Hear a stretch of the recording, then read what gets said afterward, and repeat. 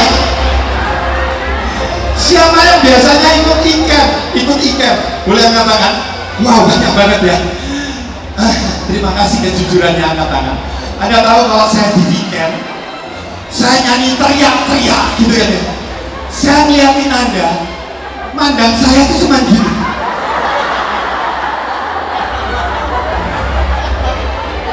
Saya sama Pak Rino sama Pak Alek gitu ya. Kita lompat-lompat, bintang gitu. Anda balesin orderan, immunity lebih penting ini. Immunity lebih penting. Alamak, ya toh. Saya itu sampai setiap kali ikem, langsung saya tuh cuma bilang gini ke teman-teman panitia, kapan aku akan menikmati offline lagi gitu ya. Karena pada saat aku bernyanyi ya toh, aku dianggap penina bobo. Tapi saat ini saya sudah cukup puas membalas dendam saya. Saya masih menyimpan 5 lagu lagi, oke? Soalnya ikan dihitung-hitung sudah 15 kali gitu ya. Saya baru nyanyi satu lagu. Nah, buat Bapak Ibu yang belum tahu ikan apa, nggak apa-apa. Nanti Anda bisa ikut yang berikutnya, ikan terdekat yaitu bulan Juni nanti ya. Tapi kalau Anda udah gak sabar, saya mau ikut yang terdekat apa Pak Nugroho? Akan ada leader camp di bulan April nanti ya. Jadi tapi lain euforianya dengan ini, setuju ya? Betul nggak? Yang nggak hadir di sini kira-kira gimana? Anda hadir di sini seneng nggak? Senang? Puas? Sebentar yang jawab cuma sini. Yang belakang gimana? Apakah suara saya kurang keras? Saya akan hampiri Anda. Oke. Jadi rekan-rekan semuanya, saya mau ngajak Anda ya. Saya akan putarkan video dan saya minta Anda untuk menikmati video ini dengan cepat ya. Silakan Pak Stefanus, bisa diputar videonya. Wah, ini Pak. Sudah Pak Stefanus, di pause dulu, Pak. Pak, di pause dulu. Gak kelihatan soalnya.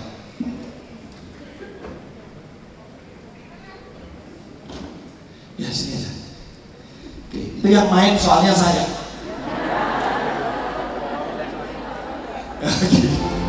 Oke, silakan Pak Stefanus diputar.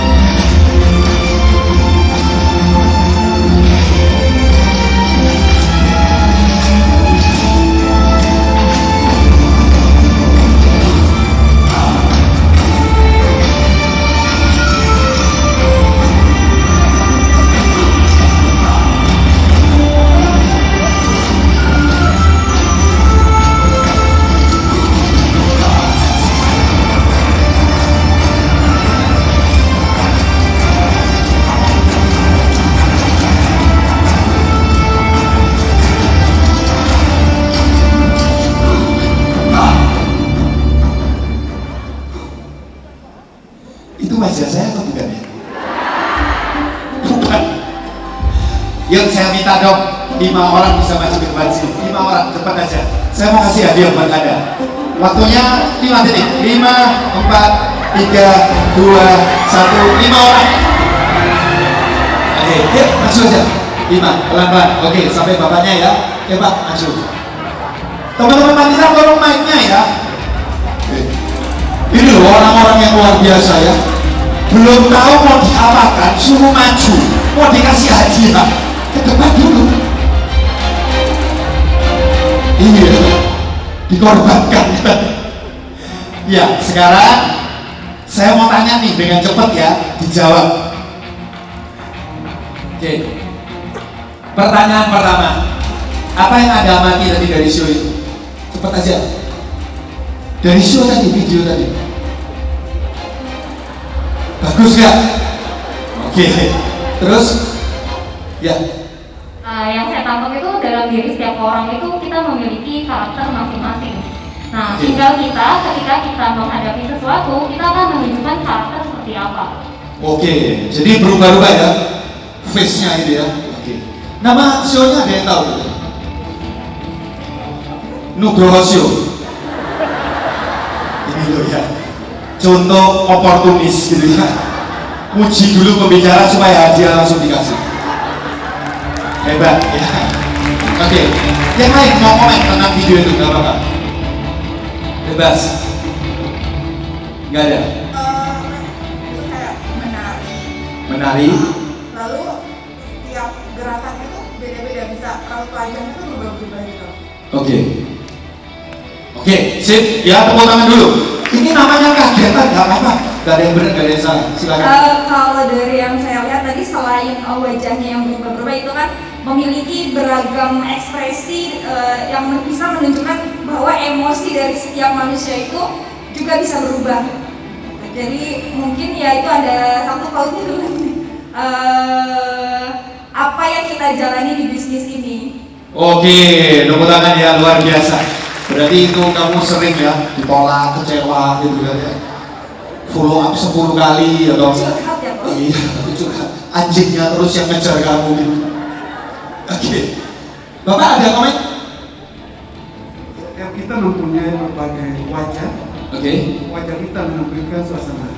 Oh, luar biasa. Ini adanya William Shakespeare. Oh, keren banget ini. Setiap diri kita menampilkan wajah. Keren. Kamu?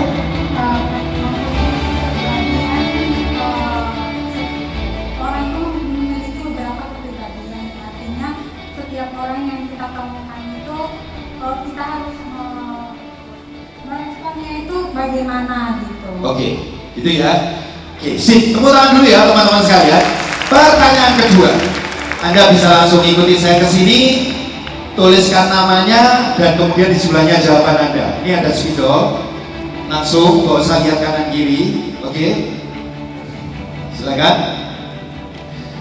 Pertanyaan kedua, oke, perhatikan Bapak Ibu, Anda harus menjawab, oke, dengan cepat ya semuanya. Berapa kali terjadi perubahan wajah yang ada dalam show tadi? Jawaban Anda cuma sekali, langsung cepat dituliskan di sini. Oke. Oke.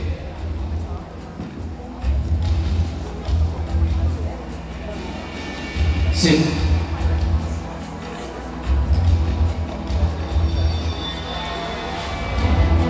Sip. Oke. Ada yang bisa memberikan jawaban Bapak Ibu semuanya? Halo. Berapa jawabannya? Ayo ngaku jujur, yang Anda tetap di sana ya. Tak hukum. Ayo jujur, siapa yang lihat show tadi? Cuman hanya tersepona sambil menantikan bener gak Nugroho gitu ya. Tapi sejujurnya gak ngamati perubahan wajahnya, betul gak? Ayo jujur, betul ya? Sehingga waktu saya tanya terjadi perubahan berapa kali, Anda baru nyadar, ups, iya ya, berapa kali ya, berapa kali ya, betul ya? Setuju ya? Yang di depan pun itu kayak main jadi peramal. Saya lihat muka mereka, tapi saya fair, saya akan berikan hadiah kepada yang benar. Satu orang saya kasih 500.000.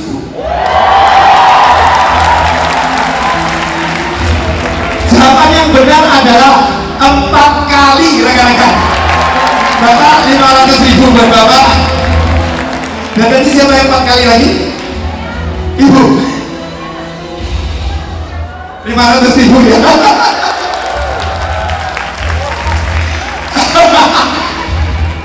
Ini gordennya siapa ya?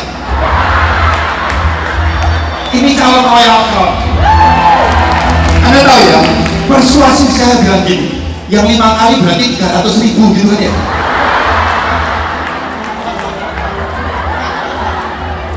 Anyway, tepuk tangan dulu buat teman-teman semua yang sudah membantu di sini ya. Congrats ya, silakan. Oke. Biasanya kayak gini nih kan janjian kayak flexing gitu ya. Nanti 500.000-nya balik ya.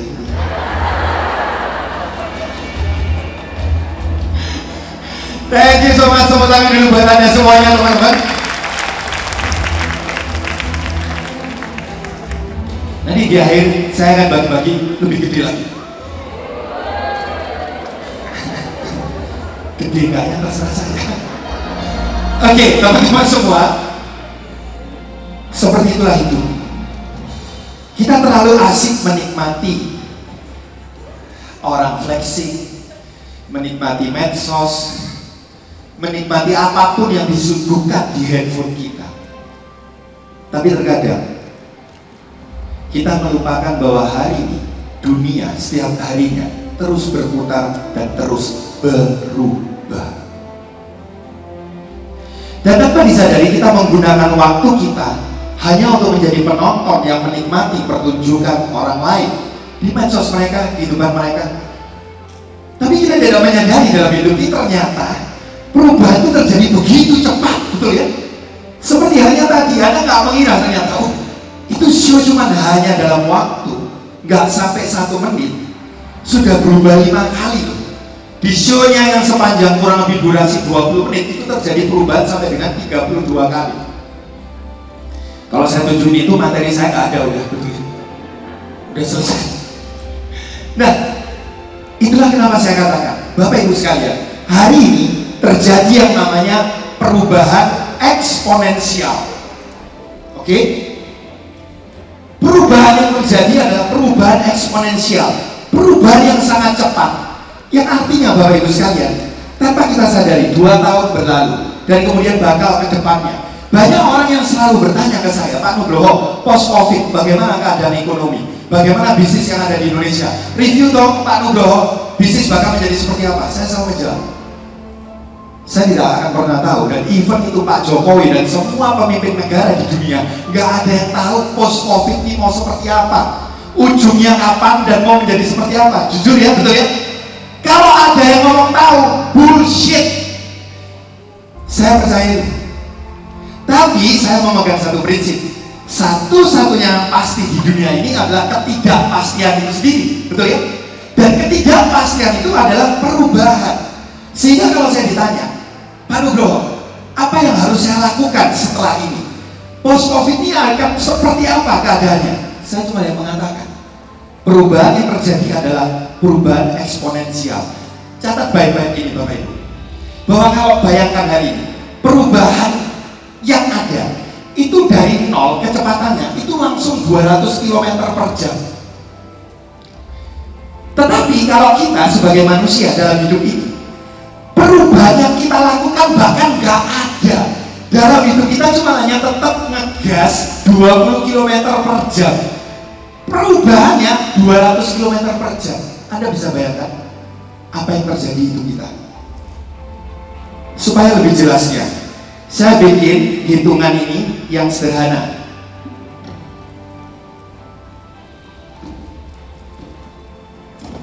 Supaya enak, saya angkat sendiri.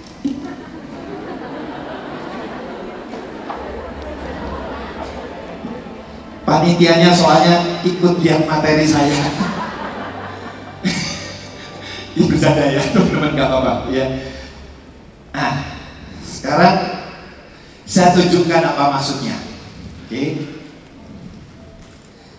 Bapak Ibu,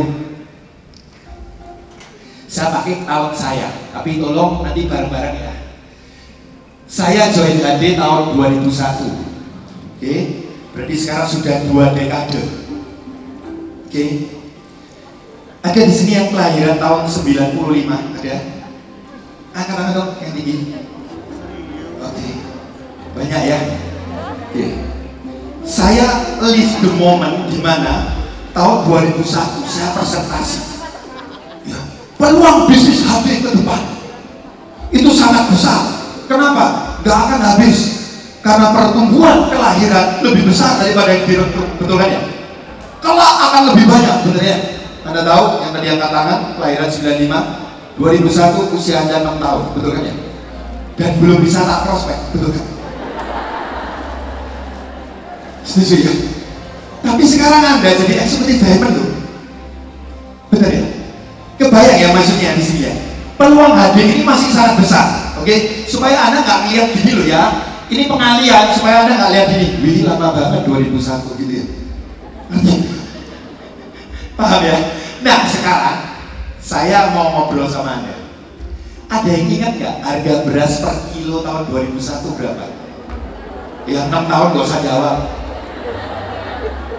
Apalagi yang kelahiran tahun 2000 masih 1 tahun ya. Makannya masih susu sama bubur kok. Ya, ada yang tahu di luar nih? Halo, yang angkatan saya, halo. Tahun 2001 harga beras per kilo berapa? Hah? 1.500, Anda berarti bandar beras kalau gitu? Hah? Yes, harga beras yang paling bagus itu 500, berarti dia bakul bukan bandar ya. Oke, sekarang Anda lihat ya, tahun 2022, oke? Saya genepin lah 20 tahun gitu ya. Sekarang berapa harga beras? Halo? Yang paling bagus per kilonya berapa sekarang? Oke. Berapa sih? Yang depan 12.000, 12, 13.000. Ini loh contoh ya, punya mental pemenang semua ya. Ditanya harga beras saja nggak mau kalah itu. 11, 12, 13 yang pusing saya. Iya, ya udahlah ambil 12.000 gitu ya. Oke, saya tanya nih sekarang. Berarti kenaikan beras ini 20 tahun ini itu berapa kali ya? Halo? 22 kali, betul ya? Oke. Sekarang saya bahas ke Anda yang berikutnya. Ibu, kenapa kok protes ya? Pak, tolong dikasih mic, Pak.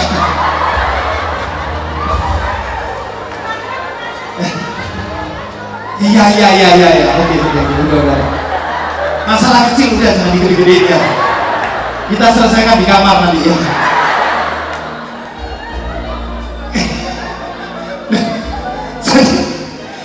Sekarang saya tanya nih, siapa yang naik motor tahun 2001, berapa harga motor bebek pada waktu tahun itu? Ada yang tahu? Halo? Gak tahu ya? Makanya saya kasih tahu supaya nanti sadar. Harga motor bebek pada waktu itu yang paling bagus itu 3 juta. Hari ini NMAX yang motor bebek gede-gede itu berapa harganya? Apa? 30 juta. Oke, berarti terjadi kenaikan 10 kali. Betul ya? Kuliah, biaya kuliah favorit di Surabaya itu ada yang namanya UBAYA, Universitas Surabaya. Tapi pembicaraan kita itu seringkali singkatannya diganti. UBAYA itu Universitas Banyak Biaya gitu. Nah, itu masuk di fakultas ekonomi yang paling terbaik waktu itu 1 juta. Sekarang untuk uang masuknya 50 juta, 50 kalinya. Tolong jawab saya ini, rasanya ada fasih kalau ini. Standar gaji S1, siapa yang pada waktu itu sudah S1, fresh graduate dan kerja? Ada nggak? Angkat tangan. Nggak ada ya? Milenial semua ya? Luar biasa, kolonial pun aku milenial ya di sini. Ya, standar gaji S1 berapa? Berapa? 750. Di kota mana? Jakarta 750 ya. Itu saya langsung kerja Bu. Enggak ya? 750.000. Ayo, sekarang standar gaji S1 fresh graduate berapa? Ayo. Berapa? Gopek? Standar. Agar jangan terus lihatnya selalu yang abnormal gitu loh. Yang normal berapa? 2,5. Kok kalah sama Surabaya sih? 5 ya? Hah? 4. Itu ngomong berapa? 2,4. Bosku siapa? Tak laporin ya kamu. 2,4. Oh, 4.200.000 kebalik saya. Iya, 5. Tak ikuti 5. Oke, benar ya? Ini benar nggak? 2001 1 juta. Surabaya 1 juta. Itu loh ya, nggak bisa sama ya. Bocor itu tolong dijaga ya. Ini baru masalah kecil aja jadi gede. Saya gedemin, saya pakai angka saya karena saya ini di Surabaya gitu ya. Ini 1 juta. Jadi terjadi kenaikan 5 kali. Coba lihat, kalau Anda lihat statistik ini statistik nyata. Halo? Lihat, kenaikan gajinya 20 tahun, cuma naik 5 kali. Sama motornya kalah. Betul? Terus kemudian sama ini, kuliah semakin jauh. Kenapa negara maju hutang pendidikan itu semakin tinggi? Karena yang paling irasional itu adalah peningkatan untuk pendidikan. Anda lihat ini, kebutuhan pokok. Ini nanti akan menjurus kepada yang namanya krisis pangan. Lihat Bapak Ibu semuanya, kalau Anda melihat angka ini, perubahan itu bukan lagi sekedar perubahan yang linear.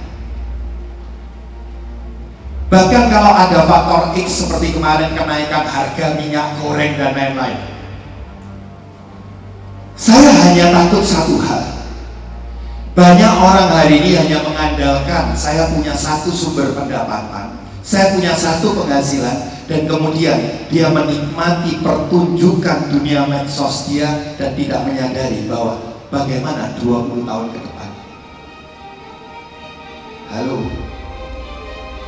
bagaimana 10 tahun ke depan? Harga beras per kilo bisa menjadi 20 kali. Dan berapa harga pendidikan?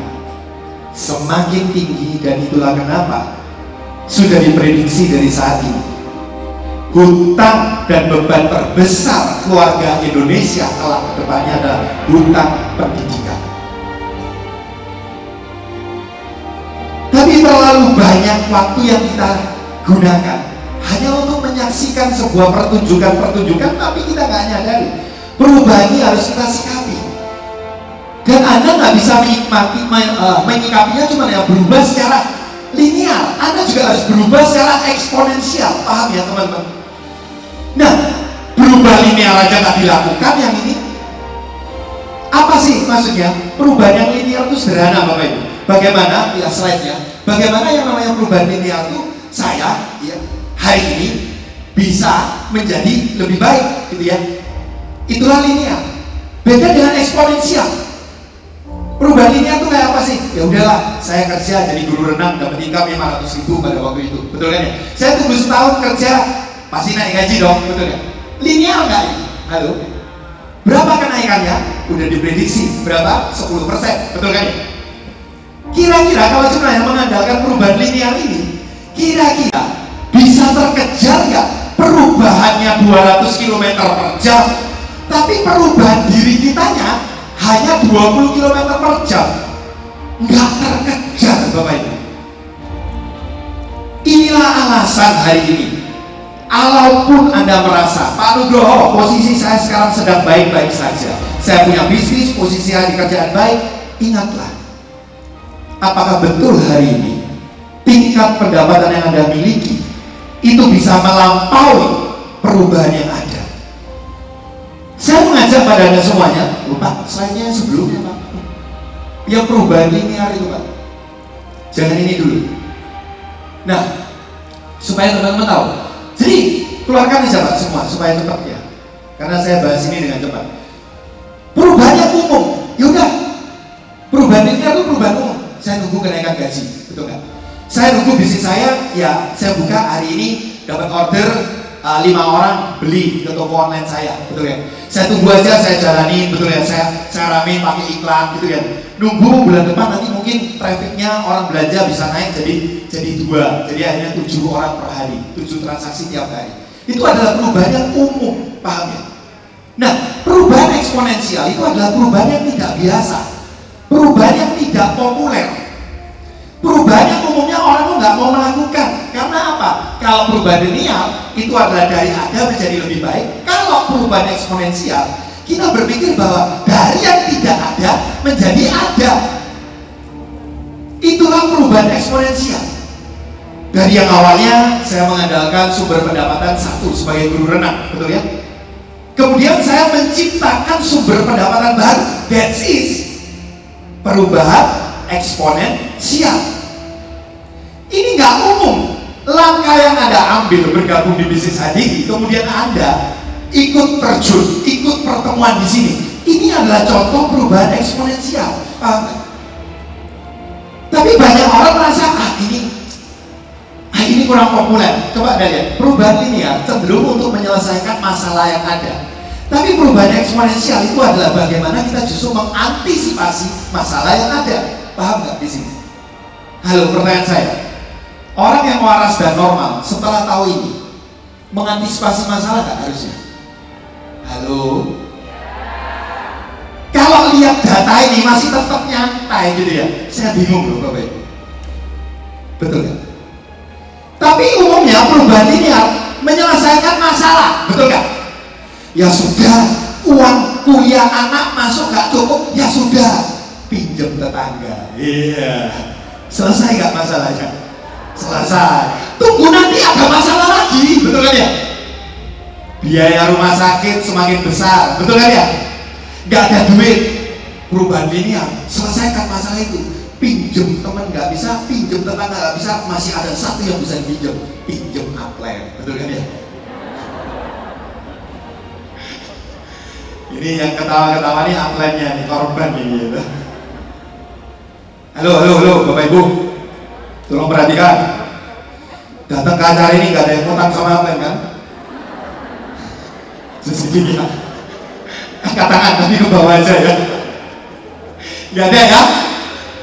Nah, orang-orang yang berhasil hari ini itu menyadari mereka mengambil pilihan untuk menjalani yang namanya perubahan eksponensial. Dan lihat tadi sini, kalau orang-orang yang perubahannya itu linear, maka dia itu berubah seperti ya dari 1 ke 2 ke 3 ke 4 ke 5 ke 6, paham ya? Jadi pertambahannya itu seperti deret hitung, paham ya? Tetapi orang-orang yang menganut paham, saya mau berubah secara eksponensial, dia memahami bahwa pertumbuhan yang dia alami itu adalah angka eksponensial. Dari 2 bukan menjadi 3. Dari 2 yaitu 2 pangkat 1 menjadi 2 pangkat 2 yaitu 4. 2 pangkat 3 yaitu 8. 2 pangkat 4 yaitu 16. Yang lain masih di angka 4, Anda sudah 16. Itulah cara berpikir. Berubahlah secara eksponensial. Maka yang terjadi, Anda nggak akan mengalami yang namanya kemunduran kualitas hidup. Ini penting sekali. Tapi tabel ini akan menjelaskan. Bapak Ibu perhatikan. Minta tolong satu orang, bantu saya. Nanti kalau enggak waktu saya habis buat. Nggak gitu loh. Ya, makasih. Tiba-tiba muncul Pak Riki. Sudah gitu. Oke, udah bisa kelihatan ya. Sekarang saya jelaskan pada Anda. Ini satu survei dari lembaga survei dari McKinsey ya. Anda bisa melihat bahwa pada saat terjadi sebuah perubahan, Manusia itu terbagi dalam 5 golongan. Perhatikan, saat sebuah perubahan terjadi, 2% orang, Pak, tolong geser.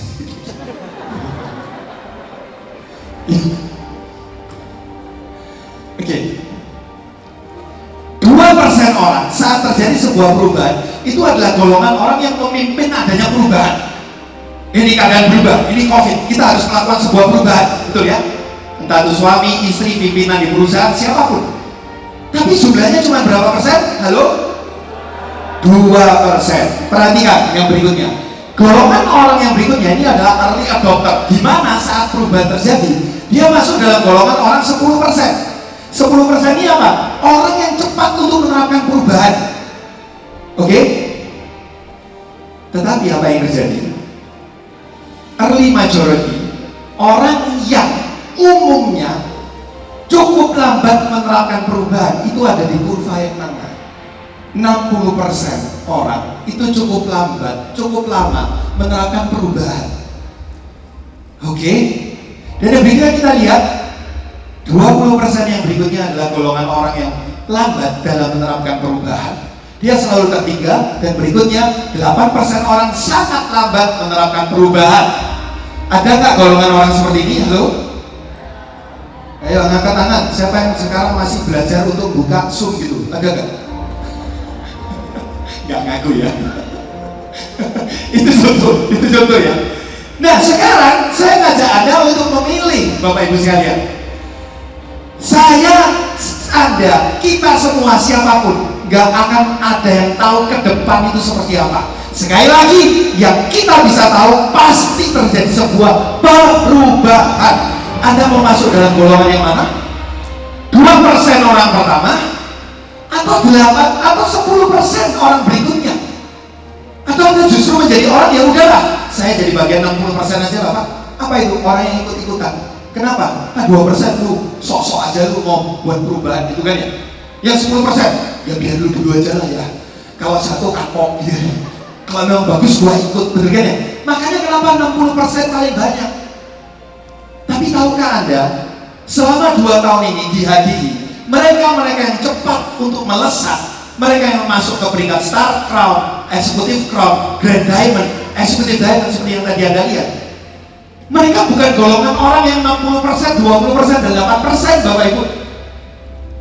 Tapi mereka adalah golongan orang yang 2% pertama dan 10% orang yang berikutnya. Sekarang saya tanya pada Anda semuanya, siapa di ruangan yang mau bersama dengan saya untuk menjadi bagian dari 12% orang yang pertama? Tolong angkatkan tangan Anda yang tinggi. Betul ya? Jujur? Mau ya? Berarti Anda sudah harus siap yang angkat tangan ini. Anda akan menjadi golongan orang mayoritas atau minoritas? Apa? Minoritas. Berarti siaplah dengan pandangan mereka yang aneh melihat kita. Betul ya? Oke?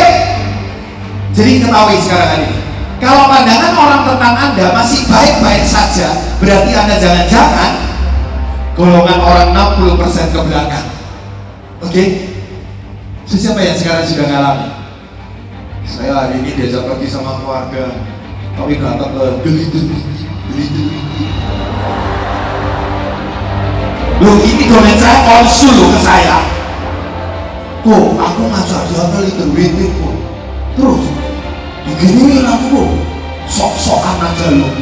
Liter apa lo memang? Liter kampret gitu. Sakit kok hatiku kok.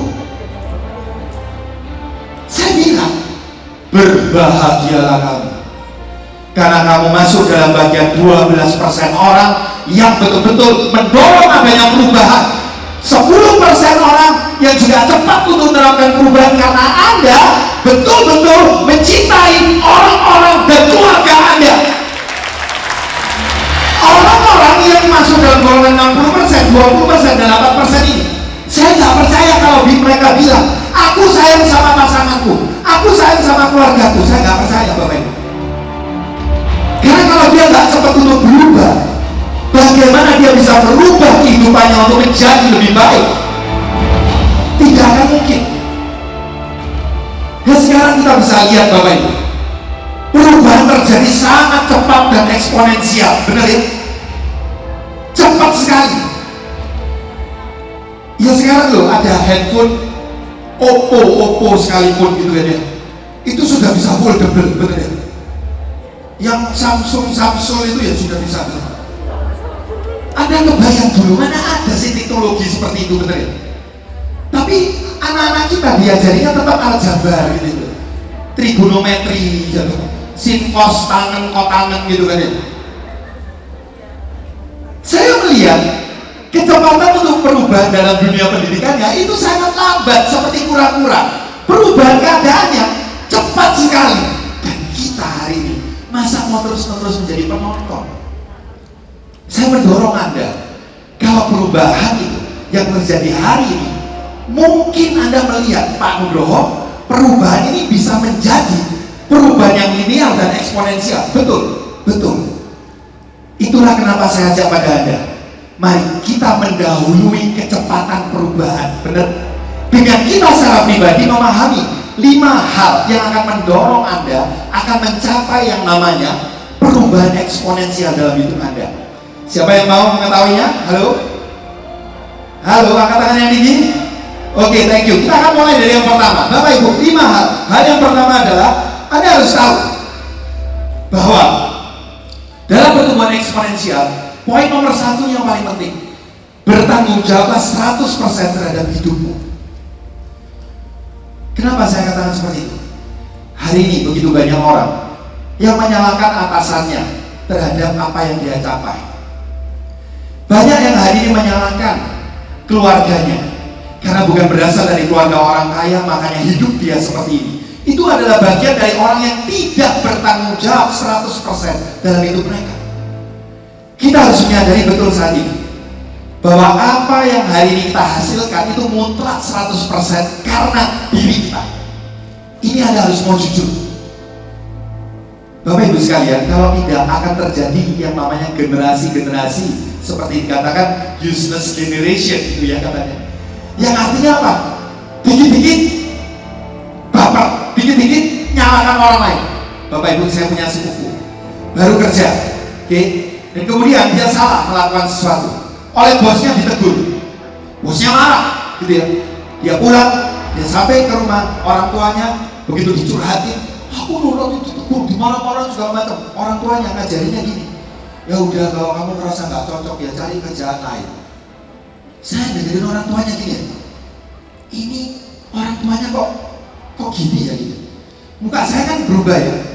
Setelah anaknya pergi, orang tuanya nanya ke saya, Dodo kenapa muka kamu pada enak? Saya jawab, kalau saya akan ngomong beda.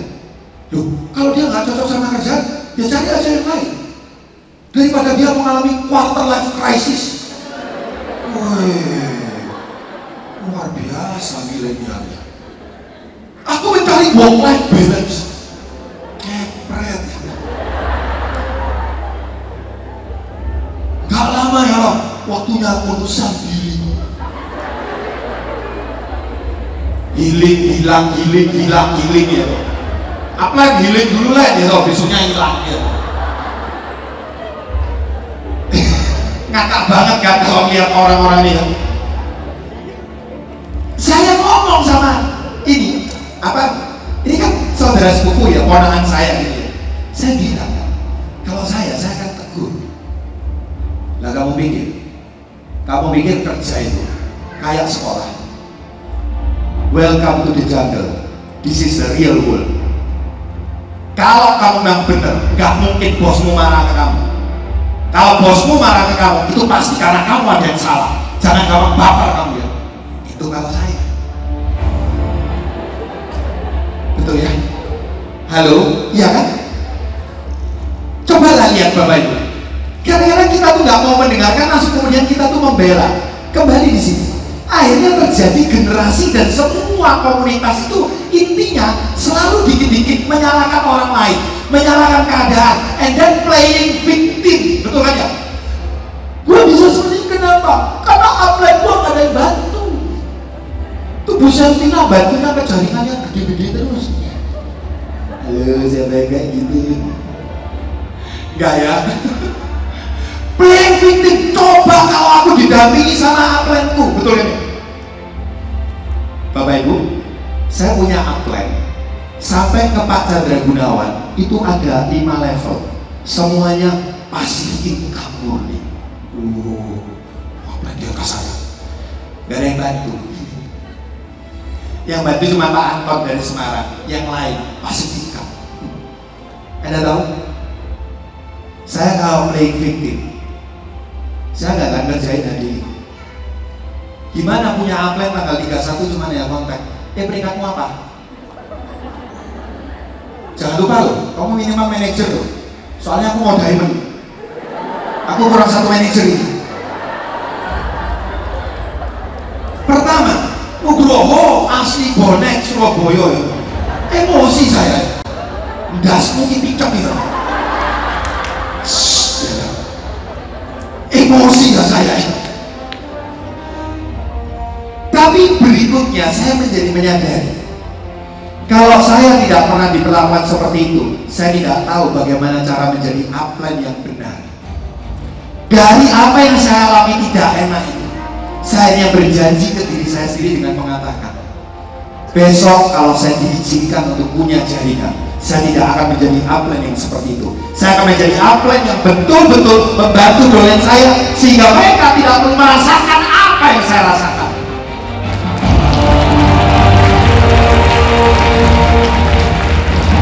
Jangan playing victim. Paham ya Bapak Ibu? Oke? Boleh nggak saya kasih contoh? Saya kasih contoh ya. Ada 2 perumpamaan yang umum. Seorang rekan kerja bilang, Pak, andai kata saya dilahirkan di keluarga orang kaya, saya nggak perlu harus jualan madu seperti ini, Pak. Saya capek, Pak, kesel, Pak, saya ditolak segala macam. Saya melihat dia seperti itu, lihat saya. Dia cerita orang tua dia dulunya kaya, kemudian bangkrut, dan kemudian setelah bangkrut karena kegagalan bisnis, papanya kena stroke, jantung stroke, dan meninggal. Ekonomi terpuruk. Kemudian dia menjalani kehidupan yang sangat terpuruk. Saya saat melihat dia seperti mirroring dengan hidup saya. Setelah dia berkeluh kesah dan saya tanya gini, berapa tahun kamu meratapi hal ini? Saya merasa saya sudah tidak punya kesempatan lagi, Pak, untuk hidup lebih baik. 4 tahun dia bilang. Saya bilang, hari ini jangan lagi playing victim ya. Saya bilang, Tuhan itu Maha baik. Kenapa harus kamu yang menjalani itu? Kenapa? Karena Tuhan sudah tahu sejak dari awal bahwa kamu orang yang kuat, dan kamu adalah orang yang mampu untuk mengangkat kembali ekonomi keluargamu. Makanya Tuhan tanamkan kamu di rahim ibumu sejak dari kamu sebelum diciptakan. Anda tahu, dengan punya mentalitas korban, Anda nggak akan betul-betul bertanggung jawab terhadap hidup Anda. Betul bukan? Anda akan terus mencari pembenaran atas kegagalan Anda, seakan-akan itu adalah yang mewujudkan adalah orang lain. Padahal semua hal itu tergantung diri kita. Ada seorang istri yang datang ke saya dan bilang, Pak Tok, aku capek, aku gak kuat, aku mau ngakhiri hidupku. Suamiku sejak pandemi, dia down, usaha jatuh. Dia gak mau bangkit-bangkit lagi. Di rumah tiap hari dia main Mobile Legends dan lain-lain. Dia sudah tersesat dalam hidupnya segala macam. Aku gak kuat, andai kau gitu, aku gak nikah sama dia, Pak Nugroho. Saya belum ya. Yang mutusin kawin sama dia lu, betul kan? Dia tahu. Yang mutusin tanda tangan lu di catatan sipil lu ya, di kantor agama lu ya, kamu kan gitu kan. Apa yang saya bilang kemudian? Kamu harus paham, hidup tuh ada kalanya naik dan turun. Dan kalau memang itu jodoh yang kamu sudah yakini dari awal, kamu memilih dia sebagai pasangan, maka kamu harus tahu, Tuhan sudah tahu bahwa kamu memang diciptakan untuk mendampingi dia, karena kamu sangat kuat untuk bisa mengangkat dia kembali ke jalan yang benar. Makanya kamu ada di samping dia. Bapak Ibu sekalian, hari ini nggak akan ada yang namanya perubahan eksponensial.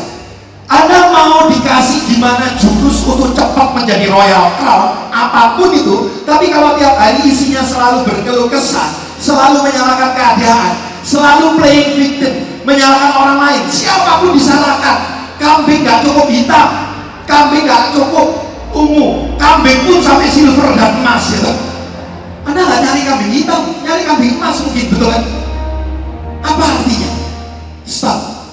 Karena Anda harus ingat hari ini, rumusan dalam hidup ini, kalau Anda mau berubah secara eksponensial, ingat lagi rumusan arrow ini, Bapak Ibu.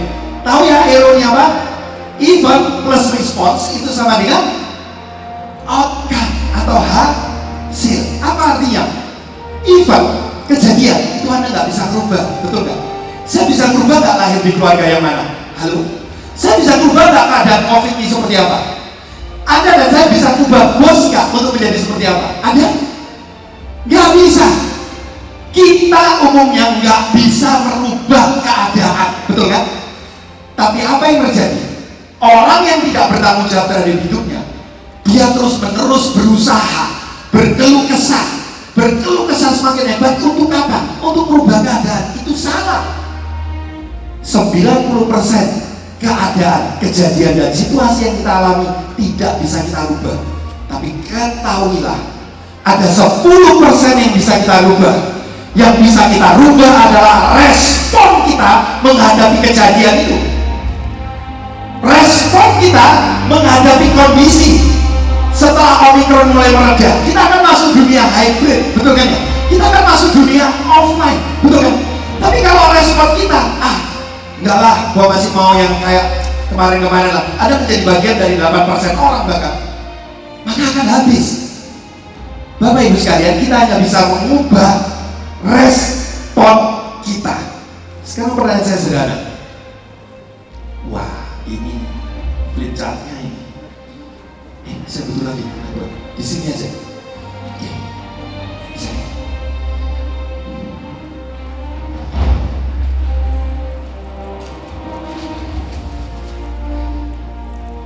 Bapak Ibu, mari kita lihat.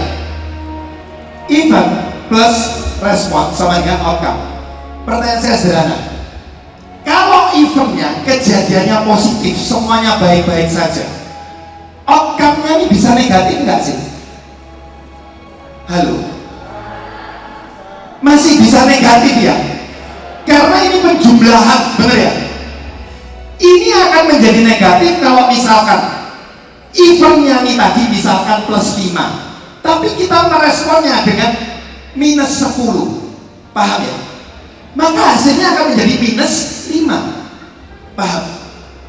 Itulah kenapa banyak sebetulnya orang tuh hidup keadaannya itu sudah baik semuanya, tapi kenapa hasilnya tetap minus? Karena respon dia tuh selalu negatif. Ayo Bapak Ibu, gak percaya? Ini ngomong soal HD ya? Oke, susah loh. Masa gini, saya bilang ke rekan saya, kamu prospek dulu tetanggamu. Dia kan orangnya sekarang lagi cari bisnis, keekonomian kurang oke katamu. Dia jawab apa? Susah kok. Orangnya susah, beli paket gak punya duit. Dia mau nawarin orang susah yang lain, teman-temannya nggak bisa lah kok. Luar biasa loh ya. Ya udah, itu loh, kamu bilang kan, apa bibitmu itu ada yang punya usaha, kamu nawarin dia kan orang cukup oke, middle up. Susah kok. Susah kenapa? Susah kok, orang sudah level atas, mau ditawari apa lagi kok? Gak mungkin mau, gak kok. Terus saya tanya, terus saya mau kamu prospek siapa? Orang di bawah kamu ngomong susah, orang di atas kamu ngomong susah, betul kan ya? Makanya akhirnya saya punya satu kesimpulan. Ya, Anda tahu tukang yang paling hebat di dunia itu ya apa? Tukang apa yang paling hebat di dunia? Halo? Tukang apa? Tukang ledeng. Kebanyakan main Mario Bros. Tukang apa yang paling hebat di dunia? Hah? Tukang genteng? Hah? Apa? Anda tahu? Orang tukang yang paling hebat di dunia hanya satu, tukang alasan. Itu hebat banget. Betul gak? Belum diprospek, belum tahu hasilnya, Tuhan pun tuh belum memutuskan hasilnya apa, betul ya? Dia bisa ngomong, nggak mungkin mau kok. Nggak mungkin bisa itu di follow up, belum dikerjain. Dia ini tukang alasan, ini ngalahin Tuhan tuh. Hati-hati ya, makanya kenapa tukang alasan ini nggak ada yang sukses. Itu karena responnya salah. Sekarang saya ngajak Anda untuk lihat, kalau event kejadian itu positif, udah nggak usah bingung, betul ya? Respon kita positif, outcome-nya pasti positif. Tapi perhatikan, kalau eventnya ini negatif, minus 100, ini loh yang paling penting respon kita. Anda mau plus berapa di sini?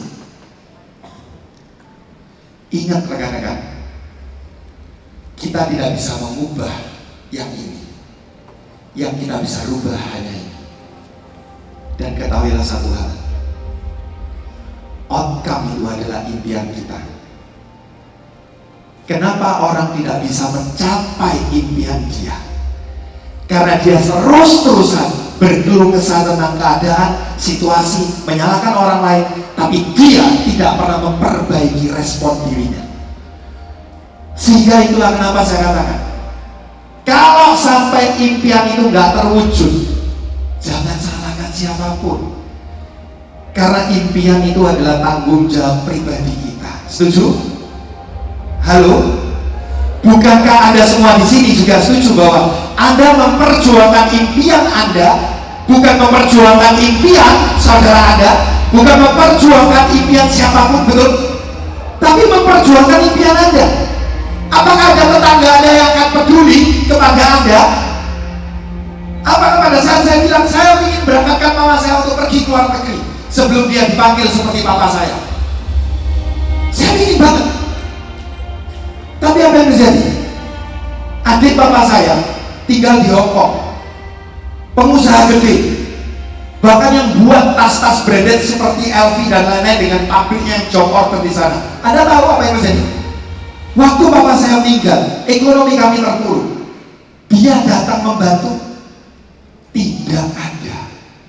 Satu-satunya orang yang bertanggung jawab terhadap outcome atau impian kita hanya diri kita sendiri. Bapak Ibu, itulah kenapa jangan sampai Anda salah mengambil respon dalam hidup ini. Keadaan itu bisa naik dan turun, keadaan bisa negatif, tapi respon Anda selalu harus positif dan benar. Respon Anda harus selalu yang benar. Seperti Anda tadi melihat orang-orang yang berdiri di panggung ini, apa respon Anda? Anda bisa merespon seperti ini, oh ya wajar lah, dia ganteng men, lihat Nugroho, wajar kali Nugroho dari bulan. Bercanda ya. Jadi Anda bisa merespon dengan benar kan? Saat tadi Yosefin ngomong di depan, melihat begitu banyak orang dari berbagai macam latar belakang, betul ya, ibu rumah tangga, anak muda, profesional, pengusaha, dokter, semua orang ada. Mau pribumi, non pribumi, mau agama manapun ada semuanya. Anda harusnya merespon dengan hal yang paling sederhana. Kalau orang-orang yang tadi mereka bisa berdiri di panggung itu, maka saya akan merespon. Saya pun akan siap untuk berdiri di panggung yang berikutnya, menjadi the next star diamond, next executive diamond.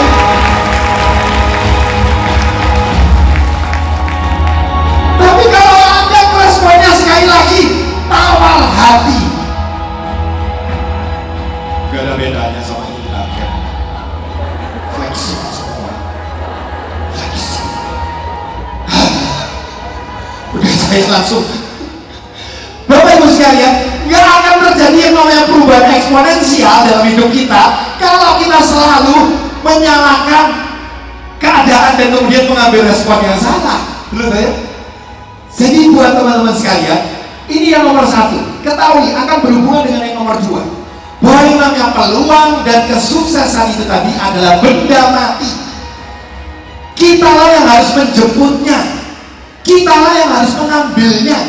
Jangan lagi menunggu yang namanya sukses, jangan lagi menunggu yang namanya peluang. Semua itu benda mati. Bapak Ibu, saya di sini ada buku. Betul, ini ada buku. Nah, kalau saya mau mendapatkan buku ini benda mati, berarti jelas saya harus mengambilnya, betul kan? Halo? Kenapa perubahan itu gak pernah ada? Karena orang itu selalu berpandangan, saya menunggu datangnya peluang terbaik dalam hidup saya. Bapak Ibu, Anda, saya, kita semua gak akan pernah ada yang tahu Bapak Ibu bagaimana Tuhan itu bisa mengubah kehidupan kita. Yang kita tahu hari ini, Tuhan menyediakan medianya untuk berubah, yaitu lewat apa? Peluang yang kita jalani. Apakah saya pernah terpikir bahwa hidup saya berubah lewat tadi? Gak pernah. Saya teknik mesin, kuliah saya itu pun gak lulus tapi lolos gitu kan. Kemudian saya juga background pekerjaan guru renang. Betul kan? Jangan lihat perutnya, lihatlah bahunya gitu. Bercanda ya. Jadi Anda lihat Bapak Ibu semuanya, kalau kita terus-terusan berpikir bahwa sukses atau peluang itu akan menghampiri kita pada saat yang tepat, Anda salah besar. Seperti halnya buku ini, Anda dan saya punya pilihan loh. Kita mau seperti apa? Kita mau ngambilnya dengan jalan cepat, betul ya? Atau kita mau ngambilnya dengan cara ya santai gitu kan ya? Toh sekarang online gitu kan ya? Kan upline nggak ngerti kita ngapain kan gitu kan ya? Kelihatannya pegang handphone gitu ya. Tapi pegang handphone nggak prospek bener ya? Pegang handphone lihat berita-berita yang itu. Lihat gitu. Pilihan tangan kita. Anda mau mengejarnya dengan cara perangkap, Anda juga bisa. Pilihan di tangan Anda. Tapi saya mengajak pada Anda semua sekarang, kalau Anda dan saya dipertemukan dengan bisnis hari ini bukan sebuah kebetulan Bapak Ibu. Betul. Dan ini pas banget. Saya melihat orang itu tingkat pendapatan yang kita miliki itu cuma terbagi 3. Yang pertama, itu adalah pendapatan deret hitung. Paham ya, deret hitung? Itu biasanya didapat kalau kita menjadi seorang karyawan. Dihitung kan? Paham ya? Hari ini gaji saya 10 juta. Tahun depan bisa dihitung nggak kenaikannya? Halo, jujur ya, bisa nggak? Bisa. Dihitungnya berarti kenaikannya berapa? 5-10%. Average 7%, betul ya? Oh, berarti naiknya 700.000. Kira-kira 2 tahun ke depan udah tahu kan? Bisa terhitung. Oke? Nah, maka saya tahu kalau saya paham bahwa dunia ini berputarnya, berubahnya cepat, saya nggak boleh punya pendapatan yang cuma hanya deret hitung, betul ya? Nah, Pak, bagaimana kalau deret ukur? Teman-teman, pendapatan deret ukur itu apa? Saya buka apa? Buka minuman apa? Hoho, boba, gitu kan ya? Boba, hoho, gitu kan ya? Enggak, saya punya, ini cuma pemisalan. Saya punya satu counter dapat 5 juta. Pertanyaan saya sederhana. Pendapatan deret ukur itu adalah seorang pengusaha, betul ya? Pada umumnya. Maka apa yang saya lakukan? Kalau saya mau dapat 50 juta, saya bangun 9 counter atau tenan yang lain, betul ya? Kalau satu tenan 5 juta, saya punya 10, saya dapat 50 juta, benar ya?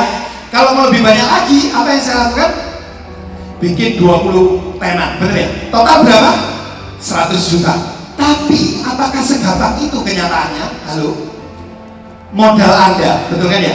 Karyawan yang harus dipasrahkan, begitu sulitnya, benar nggak? Kenapa saya memilih HDI? Sederhana. Karena pendapatan di HDI ini adalah pendapatan yang sifatnya adalah pertumbuhan eksponensial.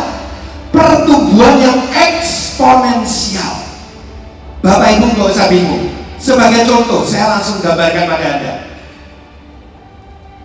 Ini yang nggak akan terjadi di luar sana. Bapak Ibu, kalau saya punya counter 1 dapat 5 juta, maka semuanya akan tergantung dari saya. 1 tahun ini saya bisa buka 5 counter, berarti saya akan dapat 25 juta.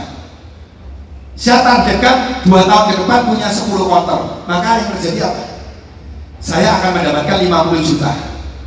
Kalau sesuai plan, betul ya? Siapa yang mengerjakan semua? Saya sendiri, paham ya? Tapi lihat, pertumbuhan eksponensial yang ada di HDI ini, kenapa HDI ini bisnis yang sangat seksi menurut saya?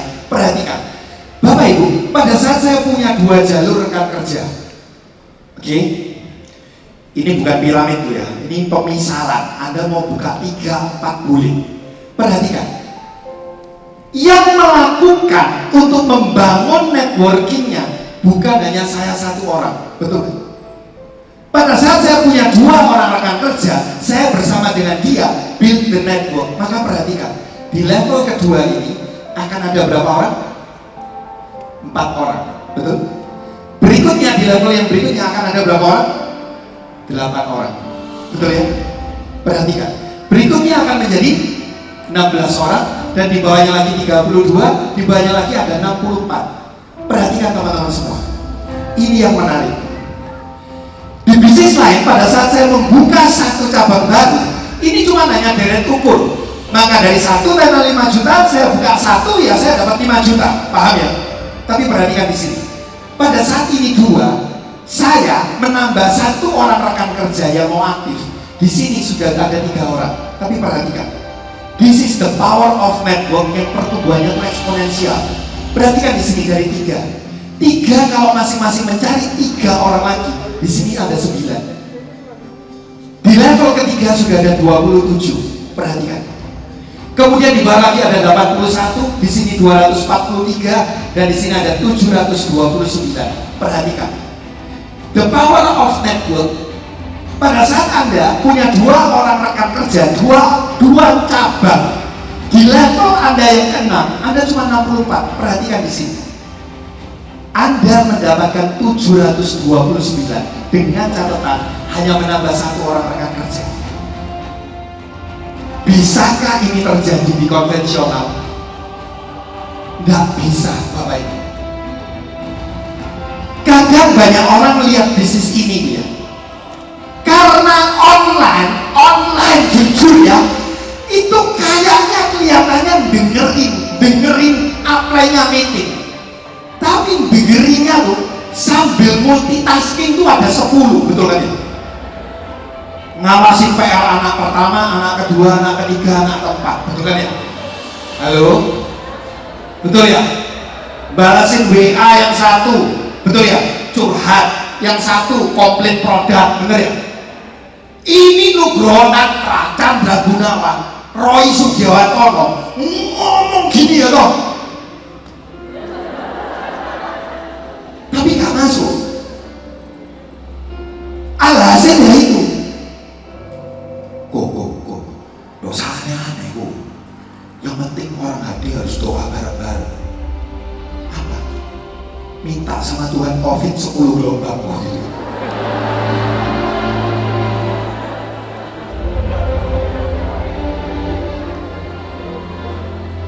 Guyon ya. Ayo, tapi jangan gitu deh ya. Kelihatan muka-mukanya ngarep ini ya. Makanya kenapa nggak maju-maju? Belajarnya gini terlalu lama kok. Nggak perlu open mind gini kok. Covid ada Deltatron, Megatron, Optimus Prime nanti balas dendam kok. Itu nanti kok jadi satu semua, naik kok omset gitu. Bapak Ibu, mana ada sih orang yang namanya bisnis itu kalau mau sukses itu cuma hanya ngandalin yang namanya musiman dan momentum eksternal. Orang bisnis itu bisa sukses kalau kita tuh expert di bagian kita, betul nggak? Kita ini bersyukur adanya COVID membuat penjualan kita, orang tuh cari kita, betul kan ya? Tapi jangan menjadi bakul promo elix, Bapak Ibu. Jangan jadi pengedar laparan hati, gitu kan ya? Tapi bangun jaringan. Bapak Ibu, saya jelaskan hari ini ya, bukan saya tuh mau mengulang. Saya tahu apa yang Anda mungkin udah pernah ngomong ke Anda, tapi tahukah Anda 20 tahun yang lalu, mau hujan, mau badai, mau petir, apapun, mau keadaan seperti apapun, saya tetap jalani hadir. Mau ada Omikron, demam berdarah, mau apapun, saya tidak peduli. Kenapa? Karena saya tahu kalau saya nambah 1 lagi di konvensional, cuma nambah 5 juta lagi, 1 konter. Tapi kalau di sini saya tambah 1 lagi, ini akan menjadi 4. 4 ini kalau berkembang jadi 16. 16 saya kembangkan akan menjadi 64. Di sini 256, di sini 1024. Dan bayangkan di level yang berikutnya, ini akan menjadi 4096. Bapak Ibu, hanya menambah satu lagi, network saya menjadi 4096. Dan tahukah Anda sekarang kenapa virus itu menyebar dengan cepat? Karena virus itu juga mau ikut-ikutan MLM, Bapak Ibu tahu nggak? Halo, iya, Anda tahu ya loh. Maret pertama kali COVID datang, ya loh. Orang Indonesia masih gini. Alah, nggak nyampe lah di Indonesia, belum tentu masuk Indonesia. Betul ya? Katanya Tuhan orang Indonesia banyak dosanya, diizinkan hidupnya lebih lama, COVID nggak masuk, gitu kan ya? Nah, Anda lihat pertama-tama, grafik COVID itu landai banget gitu kan ya? Di bawah landai banget gitu. Ternyata COVID ini juga MLM, Bapak Ibu. Begitu dia menemukan inang yang pas dan aktif, 4 ini aktif, langsung 4 ini cepat, 16 betul. Nggak lama langsung jutaan. Makanya pesennya COVID itu ya, orang hadir sadar. Gua aja numpak sistemmu gitu kan ya. Kok kamu nggak mau jalanin hadiahnya gitu kan ya. Bapak Ibu ini memang benar, karena apa? Karena memang nggak masuk akal. Makanya kalau Anda lihat ya, kenapa Destriana bisa cepat banget. Bahkan kemarin beliau jadi pembicara di Surabaya dan saya bilang, yes, you are a history maker now. Kenapa? Karena kamu yang terakhir di online kemarin, dan kamu ini masuk 10 besar penerima royal dalam waktu 2 tahun.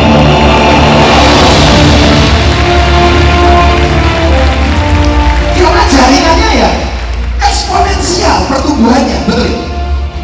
Tapi Bapak Ibu semuanya, Anda perlu ingat baik-baik, ini semua akan menjadi peluang yang sia-sia kalau kita tidak mau melakukan langkah yang ketiga. Apa itu? Saya tahu bahwa untuk mencapai yang namanya sukses itu seperti mendaki gunung. Maka Anda harus tahu, perubahan yang eksponensial itu akan terjadi kalau Anda memahami peluang itu bukan ditunggu, tapi peluang itu dijemput. Tapi ingat yang ketiga ini yang paling penting. Apa itu? Bapak Ibu semuanya, dari saat ini Anda harus tahu bahwa hadapi setiap masalah dan tantangan yang ada di depan Anda. Banyak orang nggak pernah mengalami pertumbuhan eksponensial karena tiap ada masalah dia hindari, ada tantangan dia kasih upline-nya, ada hal yang nggak enak lempar upline, betul kan ya? Kalau enak giliran tanggal 7 giliran saya transfer bonus, ya dong. Don't komplain, ambil upline, betul ya? Iya, luar biasa. Kenapa ini nggak pernah bertumbuh, Bapak Ibu? Karena sadari kita hanya bisa bertumbuh lewat masalah dan tantangan yang kita hadapi. Anda sudah sering mendengar itu.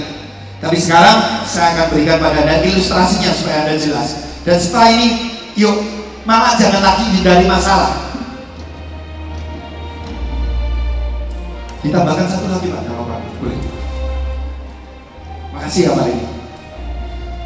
Perhatikan Bapak Ibu semuanya.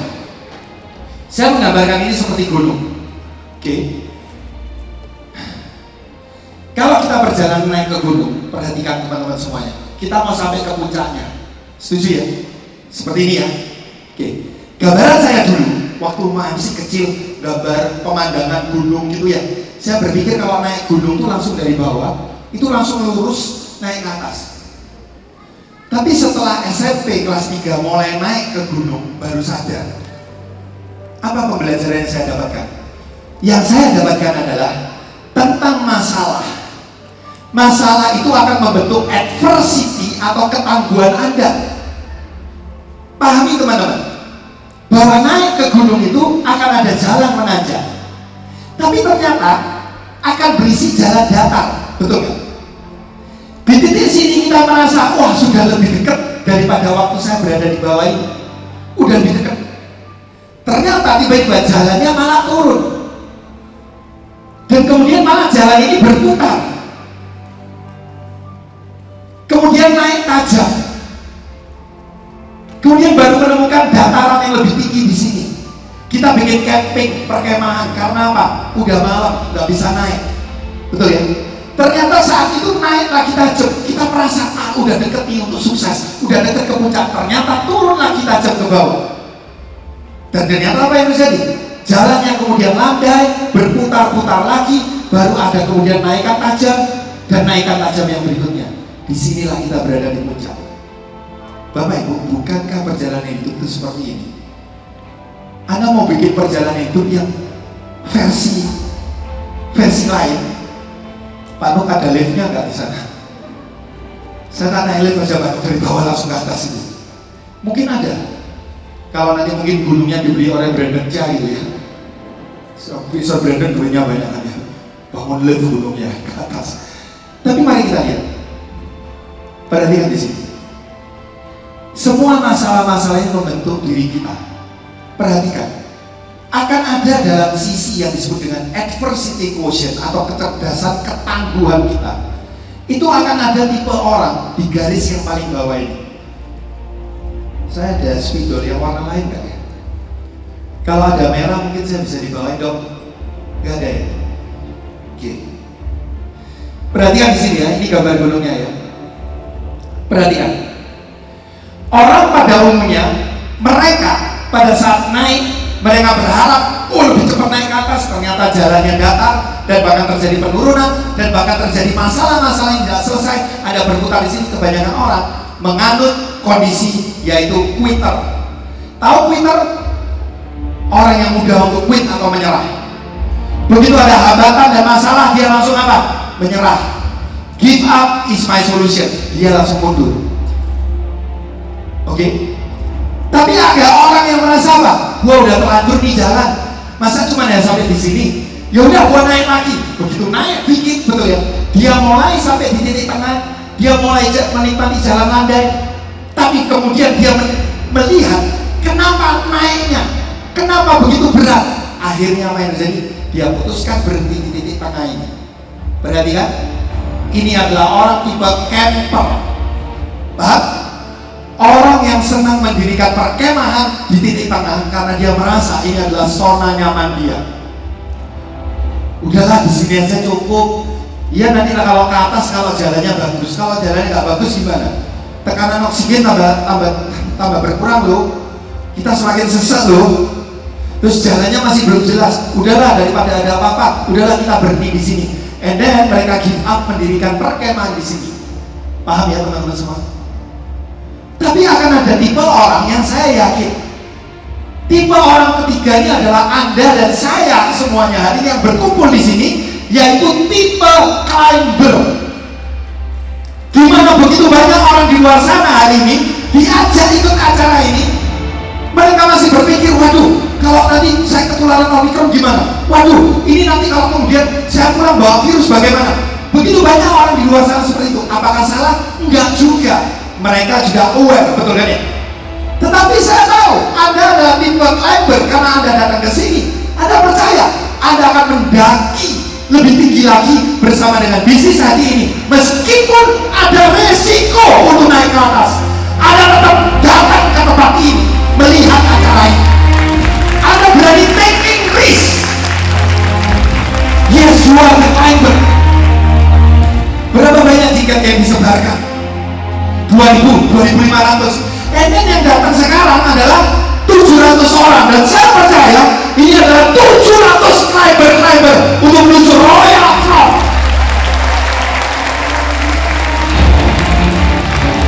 Bapak Ibu, saya bilang ke rekan-rekan saya, life is choice. Hidup itu pilihan. And the choice is your. Pilihan itu di tanganmu sekarang. Kamu mau milih jadi orang yang mana? Kalau kamu jadi quitter, lihat ini segitiganya. Dan Anda tahu kan segitiga Abraham Maslow? Halo? Segitiga Abraham Maslow.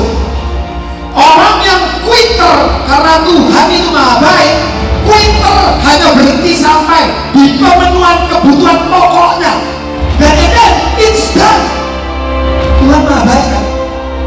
Dia quitter, dia kerja, dia coba jalan hati, dia dapat income buat 3 juta, jualan 27,5%, pakai paket, wah dapat keuntungan, extra cash, wah yes, itu deh.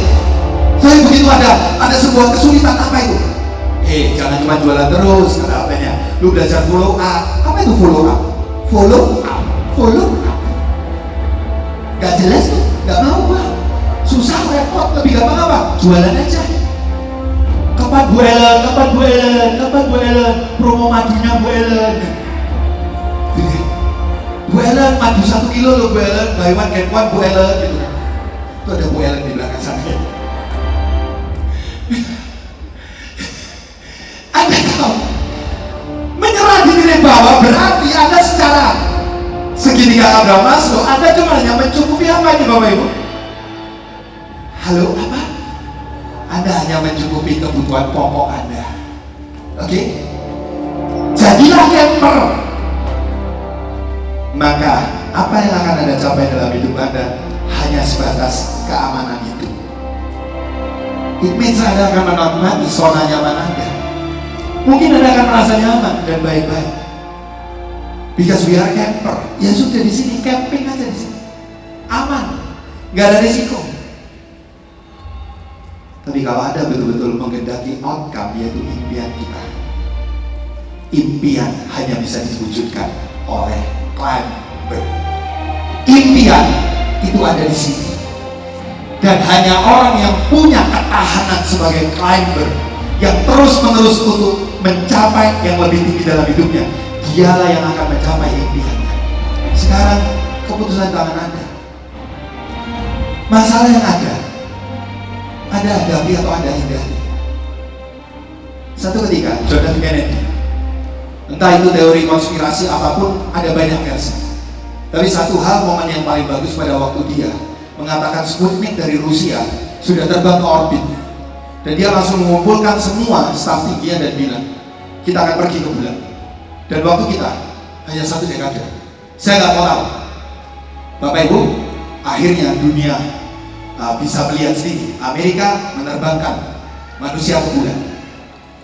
Pada saat pidato itu, ada satu hal yang menarik pada saat Kennedy bilang, bangsa kita dilahirkan bukan untuk menghadapi hal yang mudah. Bangsa besar itu karena terbiasa menghadapi hal yang sulit. And we are the greatest America. Kita menjadi besar karena kita melewati banyak hal sulit dalam hidup ini.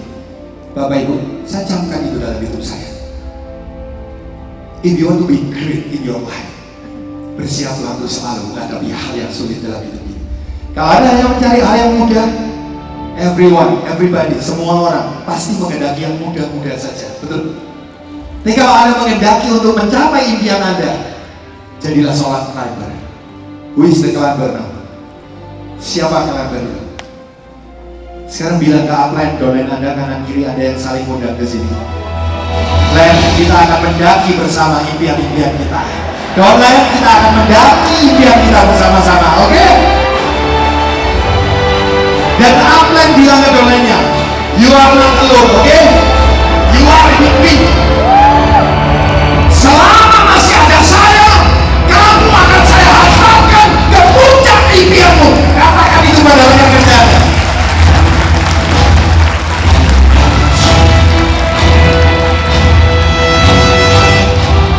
Hal yang menarik Bapak Ibu, setelah saya bilang, lucu banget orang hari ini.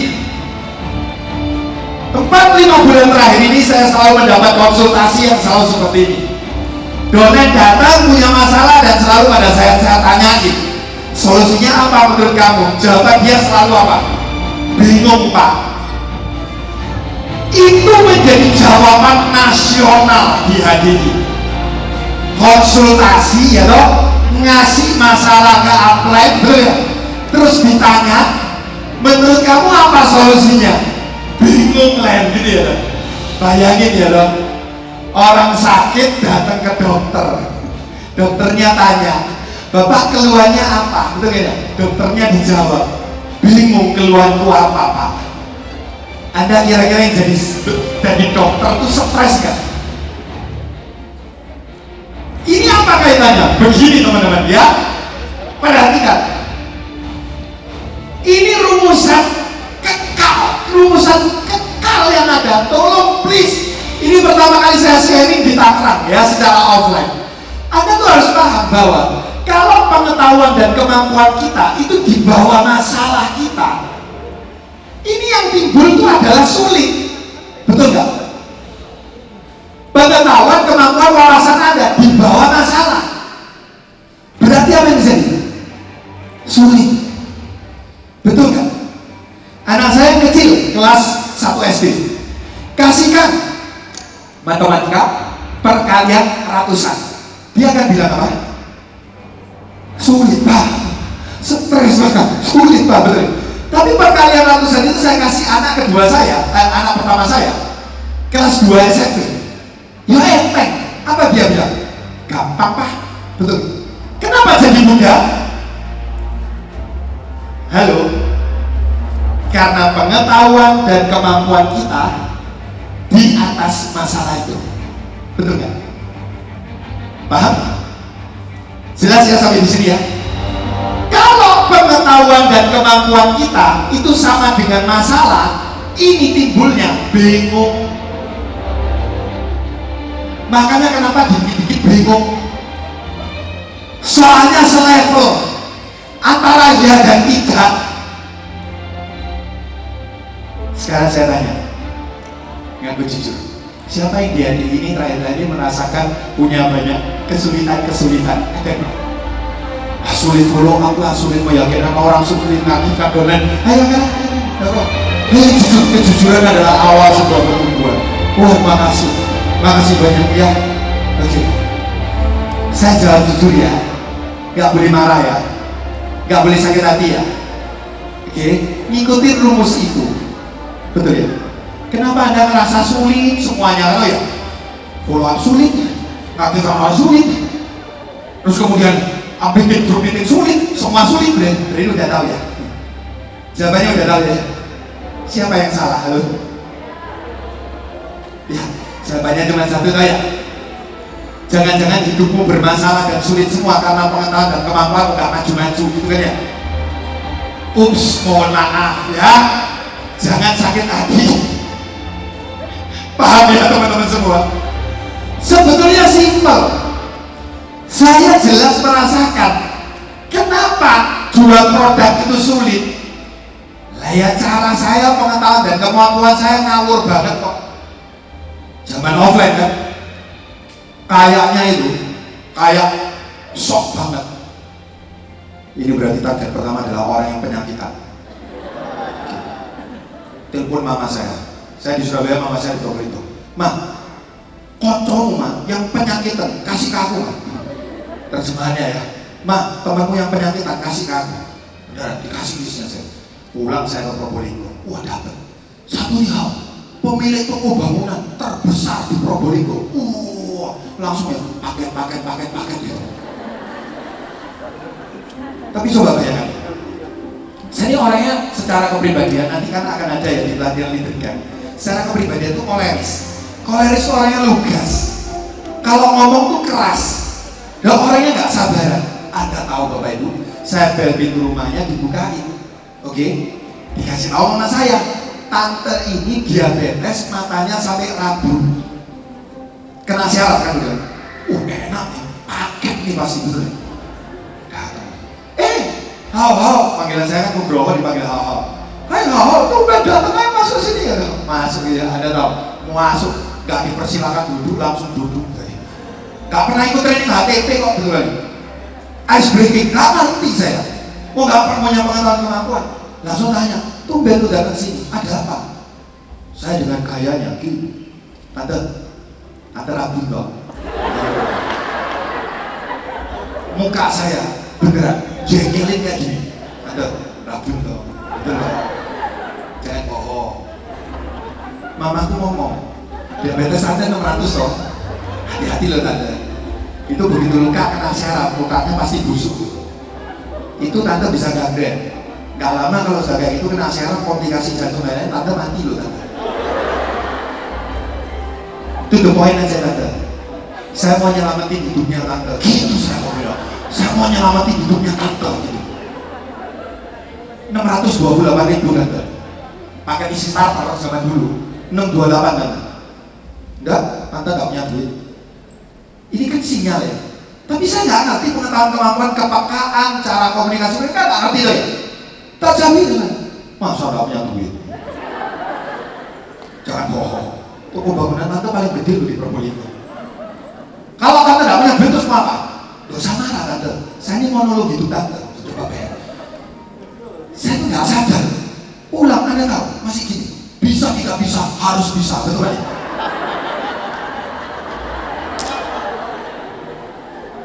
konyol banget sebenarnya. Datang ke orang berikutnya, pemilik restoran Chinese food terbesar kedua di Probolinggo, namanya restoran Shangri-La. Saya tanyakan, prospecting kan, bener udah ya. Ini kenapa Mas? Stroke, serangan yang kedua. Ini belum sembuh. Punya senjata loh. Serangan ketiga 90% mati pasti. Bukain pintu. Istri yang bukain ya, karena stroke omnya kan ya. Aduh datang. Tante tutup poin aja, nggak mau ganggu tante. Tante lagi sibuk merawat om. Woi, kayaknya gimana gitu. Iya, ada apa gitu? Om kena stroke dong. Nah, ada sama bohong tante.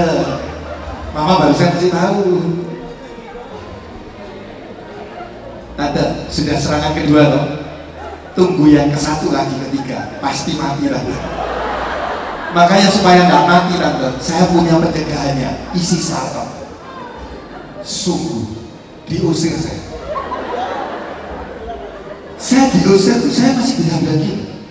Orang tuh kenapa ya? Kok nggak mau diselamatin hidupnya? Aku habis ikut acara The Leader Weekend. Aku menjadi manfaat bagi orang lain kan. Kebetulan dulu The Leader Weekend namanya kan RTS gitu kan ya. Jualan. Sulit nggak closing product? Kenapa? Pengetahuan dan kemampuannya di bawahnya. Paham nggak? Halo? Anda jangan tanya ke saya gitu. Kalau gitu Pak Nugroho, berikan semua pengetahuan dan kemampuan yang saat ini juga. Ya ilah Bapak Ibu, nanti ada 5 training dasar. Makanya kalau 5 training dasar, multitaskingnya jangan digunain ya. Ngajarin anak 5 itu PR semua, masih masak, betul kan ya? Mandiin anak kan 6 luar biasa, sambil dengerin ikan itu luar biasa. Saya sudah ikut semua kok pertemuan di hari ini. Kenapa ya saya kok gak maju-maju? Bapak Ibu, sip ya, itu saya di kode gini ya, di kode terus. Siap dong? Paham ya rekan-rekan sampai di sini? Nomor 4 sekarang, nomor 4. Slide-nya apa? Oke. Nomor 4 ini tadi ada hal yang penting. Your attitude, set your altitude. Apa artinya? Sikap Anda itu akan menentukan ketinggian yang akan Anda capai. Di sini nih bukan karena kekuatan. Banyak pendaki gunung ini yang kuat tapi berhenti. Kenapa? Sikap. Paham nggak Bapak Ibu semuanya? Banyak yang pinter diajak ini, banyak yang fast learner, banyak yang punya begitu banyak fasilitas. Udah naik mobil, punya laptop, punya banyak network dan lain-lain. Tapi kalau sikapnya, dia memandang bisnis ini itu adalah bisnis yang receh. Dia nggak bisa bangga bahwa saya adalah enterpriser HDI. Bapak Ibu, Anda bagaimana bisa membuat orang lain merasa bahwa bisnis ini bisnis yang besar? Kalau kita ketemu dengan orang, sikap kita nggak punya kebanggaan, kita nggak punya keyakinan. Dan gimana kita membuat orang itu percaya, believe ke kita? Ini bisnis yang bagus, aku akan coba. Kalau kita diajak ke pertemuan, enggak lah, aku HDI cuma hanya sekedar iseng aja. Lu maka domainnya pun akan lihat, lu juga menjalani HDI nggak punya keyakinan, lu nggak punya kebanggaan. Bapak Ibu, bagaimana bisa mendaki lebih tinggi? Sikap Anda itu penentu semuanya. Bagaimana Anda bisa punya antusias, ini adalah hal yang penting. Kenapa tadi diajak nyanyi sama Bu Gina? Kenapa saya ajak Anda untuk nyanyi? Kenapa? Karena satu poin yang paling penting, modal yang paling berharga di bisnis ini, itu adalah apa? Antusias. Orang tuh gak akan tahu kalau Nugroho dulu naik motor buntut, kuliah gak lulus, gak punya duit, betul ya? Kalau pada saat ketemu saya bisa antusias menceritakan bisnis ini Pak, peluangnya besar sekali. Iya, pendapatannya tuh eksponensial loh Pak. Antusias itu akan menular. Tapi kalau Anda menjalani bisnis ini, padahal Anda ganteng, cantik, bawa mobil, betul ya? Wah, sudah gadgetnya tuh semua Mac series gitu, iPhone, iPad semuanya jadi satu, betul ya? Tapi kalau kita nggak punya sebuah antusiasme itu, bagaimana orang tuh mau tertarik? Bapak Ibu, satu poin ini ya, saya cerita yang kesekian kali mungkin ya, tapi ini banyak yang belum tahu. Bapak Ibu, satu ketika saya tuh nemuin orang, saya tahu kan, saya ini nggak pinter, saya juga baru. Saya tuh cuma gini, ingat kata-katanya Pak Alek. Nuk, kalau kamu ketemu dengan orang, pokoknya selalu minta satu, siapkan yang terbaik pengetahuan. Tapi ingat, minta doa satu nih. Saya ingat Pak Alex ada di depan. Pak Alexius, dia bilang gini, selalu berdoalah, mintalah pada Tuhan hikmat. Yang terpenting apa? Bisa jawab pertanyaan apapun dari prospek. Itu yang selalu tak ingat sama saya. Anda tahu Bapak Ibu, antusias ya. Ditanya sama orang, saya ini punya perkebunan lebah. Oh iya Pak, saya mau tanya sama kamu, kalau kamu bisa jawab saya ikut, saya beli 5 kilo. Oh, oke Pak. Anda tahu tiba-tiba tanya apa? Saya mau tanya nih sekarang, lebahnya HD ini nama lebahnya apa? Jenis lebahnya apa? Nggak boleh kok kelihatan kayak your attitude set your altitude, betul kan ya? Tetap tenang dong, tapi dalam hati otaknya mikir ya, ini jawaban.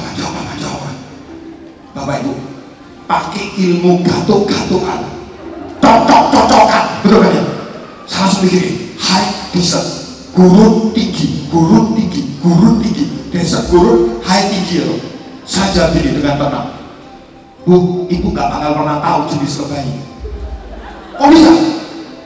Karena ini iklimnya tropis, di sana tuh kering. Apa jenis lebahnya? Ini namanya desert bee, lebah gurun. Mantu orang yang gitu ya, nggak tanya lagi Bapak Ibu. Tapi sampai kalau saya cara jawabnya gitu ya, aduh Bu, saya pikir mungkin ya desert bee ya Bu ya, dibantai saya, betul ya? Dibantai HP saya, tapi kan ya ini desert bee. Oh, belum pernah dengar saya. Itu nanti boleh googling. Ternyata di googling ada benar.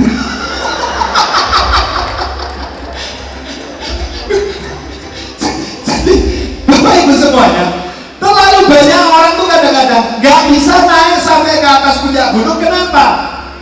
Karena ini perjalanan journey of life yang menyenangkan. Bisnis HD ini menyenangkan, betul ya? Kalau jalanin bisnis HD itu seperti naik ke gunung, jangan bersungut-sungut, betul kan ya? Jangan menemui kesulitan tuh, aduh kok jauh ya, aduh nanti beolnya di mana ya, aku mesti juga garuk tangga dulu, aduh nanti ada cacingnya ya gitu. Nggak naik gunung, paham ya Bapak Ibu semua ya? Jadi kalau Anda mau betul-betul sampai ke puncak gunung, yuk jalani bisnis HD ini dengan selalu sikap yang antusias dan apa? Sukacita. Sekarang makanya tolong mulai kanan kirinya. Hey guys, ayo ngejar diamond, eksekutif diamond, enjoy aja bro, sis. Ngejar diamond, eksekutif diamond kok isinya menggerutu terus ya toh. Aduh, bro, ini selesai sampai jam berapa? Ini udah tutup poin, 5 hari lagi tutup poin. Itu loh yang membuat Anda tuh nggak bisa betul-betul mengeluarkan yang namanya pancaran aura, betul kan ya? Loh, itu loh maksud saya apa? Yuk teman-teman, saya cuma hanya ingin sharing pada Anda. Seperti kita ketahui, ya, kalau Anda melihat tadi, katanya kalau Anda tuh mengejar uang dikejar tuh akan semakin lari, betul kan? Setuju ya? Betul ya?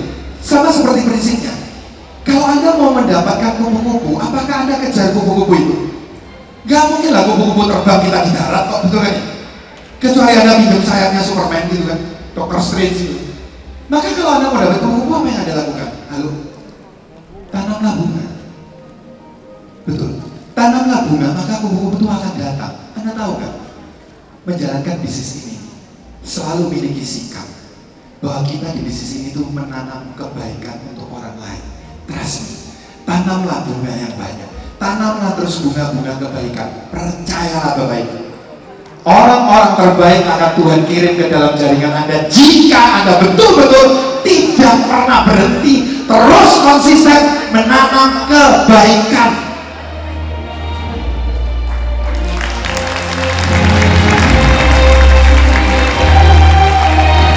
Banyak dari kita kadang-kadang seringkali mengukur, Tuhan aku sudah melakukan ini, Tuhan aku sudah bersikap positif, tapi kenapa ya hasil itu masih belum ya Tuhan? Bapak Ibu, ingatlah, apa yang kita tabur pasti kita tuai, betul kan? Taburlah terus sebanyak mungkin kebaikan. Berbagilah, dampingilah donen Anda. Dan bahkan ketahui, your attitude, set your attitude. Pada saat Anda mungkin dihina, Anda dijauhi, Anda diolok-olok, dan bahkan mungkin karena kita belum mendapat dukungan seperti saya di awal, nggak ada yang dukung saya, kakak saya nggak dukung saya, mama saya nggak dukung saya, bapak ibu. Tapi ketahuilah, nggak usah marah. Mereka kadang-kadang nggak mendukung cuma karena mereka nggak tahu atau nggak paham, betul kan? Mereka nggak paham itu apa itu bisnis hati ini. Maka kita harus sabar, pelan-pelan jelaskan ke mereka, jelaskan terus ke mereka. Lama-lama mereka akan mengerti, dan percayalah, saya selalu mengatakan seperti quotes yang saya buat. Kalau di kanan saya, semua orang menghina saya. Di sebelah kiri saya, semua orang-orang bahkan menjatuhkan dan membenamkan saya. Saya cuma ya percaya satu hal, saya cukup tengok ke atas. Saya percaya Tuhan yang Maha Kuasa melihat setiap perjuangan yang kita lakukan. Dan trust me hari ini, Bapak Ibu, saya bukan mau berkata apapun, tapi supaya Anda ada gambaran. Semakin nanti Anda mempelajari, Anda semakin tahu. Yang bantu saya di belakang sana itu sahabat saya, namanya Stefanus Kohartono. Itu yang jadi sorman bulan. Thank you ya Steve. Anda tahu, saya punya jaringan mama saya. Mama saya kemudian saya kasih dolen kakak saya. Oke, saya dilarang. Saya percaya setiap hal yang baik yang saya lakukan, saya tidak perlu minta pembelaan siapapun. Karena seperti halnya bunga yang harum, mau ditutup seperti apapun, harum itu akan tercium. Bapak Ibu sekalian, saya kemudian gali referensi di bawah kakak saya, ketemulah Stefanus Kohartono yang sekarang eksekutif Crown dan punya omset miliar.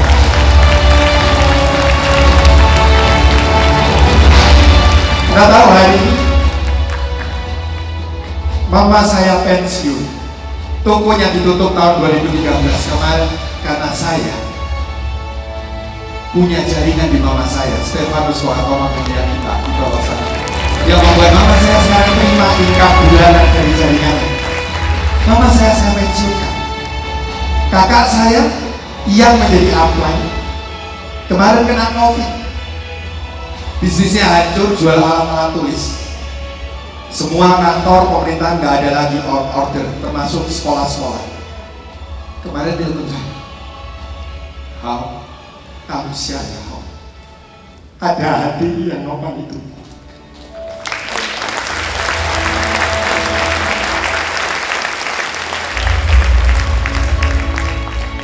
Sikap kita lah yang membuat kita tuh bisa bertahan terus sampai ke atas, bukan kepandaian. Makanya betapa penting sikap itu.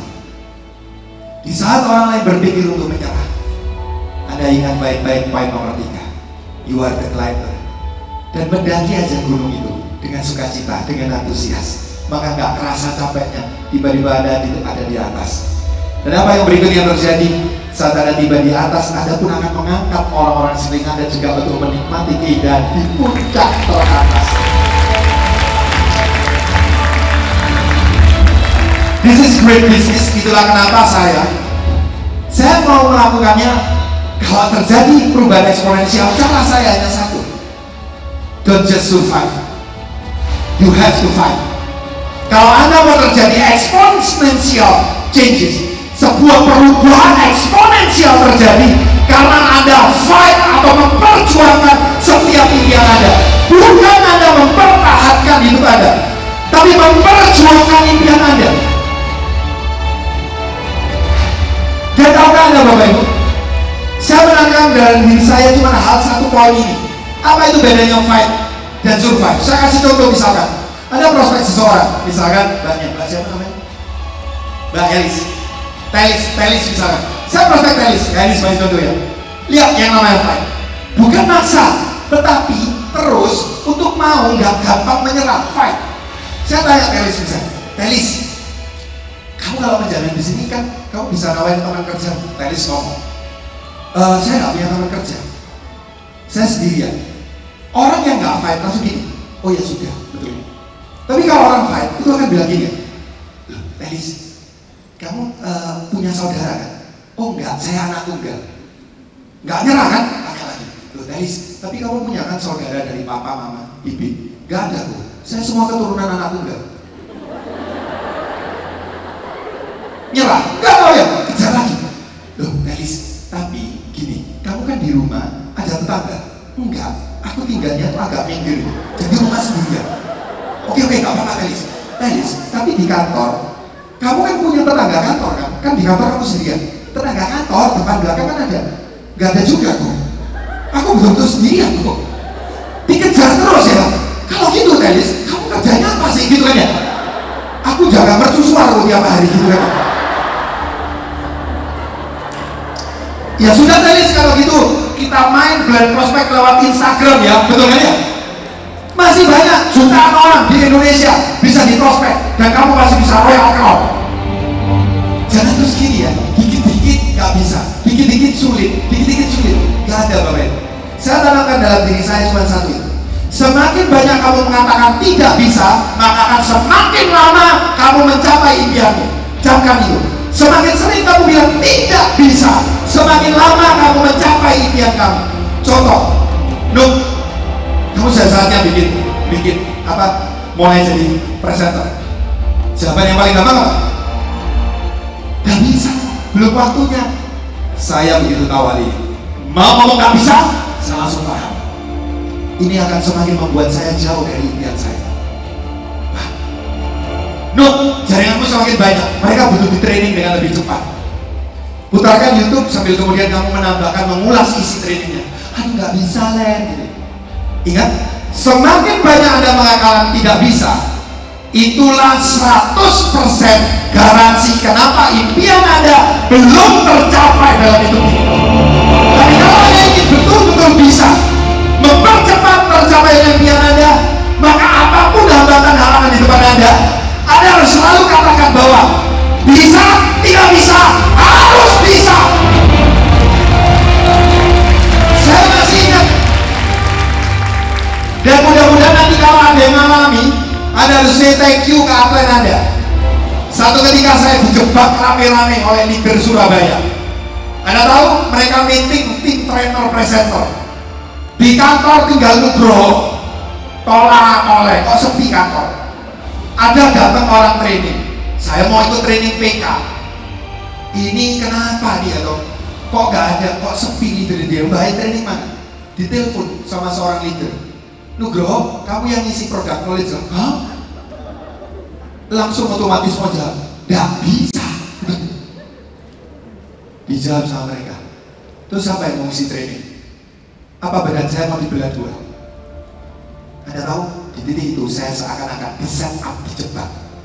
Tapi Anda tahu, saya terpaksa menghadapinya. Bisa, tidak bisa, harus bisa. Dan itu pertama kali terjadi dalam diri saya. Anda tahu berikutnya, saya selalu menjadi terbiasa. Isi training pertama itu keringatan semua Bapak Ibu. Cuma punya satu bekal, yang penting lucu dulu, yang penting orang itu tertarik dulu. Saya bukan orang pintar lucu, betul kan? Tapi saya ingat ceritanya Pak Alexius gitu. Saya langsung mengintro gitu. Bapak Ibu, training PK ini penting sekali.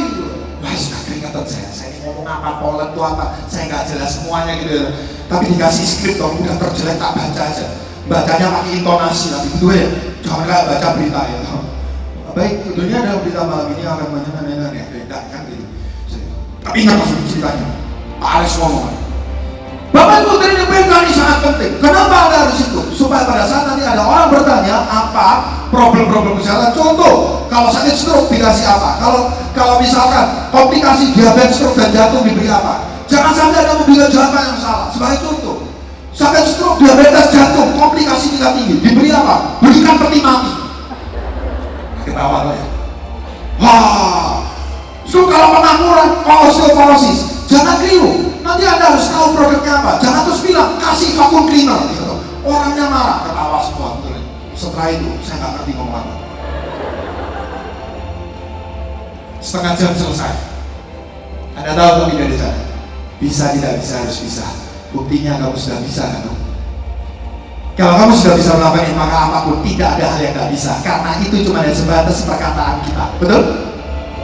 Itulah kenapa akhirnya saya mengatakan seperti Sir Richard Branson bilang, Kalau Anda ingin maju dalam hidup ini, lebih seringlah untuk mengatakan ya daripada tidak, maka Anda akan jadi individu yang luar biasa. Apapun itu, betul ya? Baca buku, ya, betul?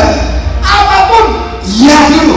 Jangan terus-terusan bilang enggak, Anda nggak akan maju. Suruh bawain training, bisa tidak bisa, harus bisa. Suruh arisan, bisa tidak bisa, harus bisa. Ada satu kumpulan apa itu? Grupnya ini Pak Nugroho, grupnya itu Pak Nugroho. Ini terjadi di Cilacap. Apa grupnya? Ya kita, grupnya gerombolan wanita lagi escort. Kenapa? Minta dipresentasi Pak Nugroho. Oh ya, bisa Pak Nugroho, bisa tidak bisa, harus bisa. Betul kan ya? Kuatkan iman hambamu ya Tuhan, betul ya Tuhan. Semuanya sudah bisa nggak bisa, harus bisa, betul kan? Mau pergi kemana? Pangkalan bun yang orang nggak tahu kan itu di peta di mana tuh kan, betul ya?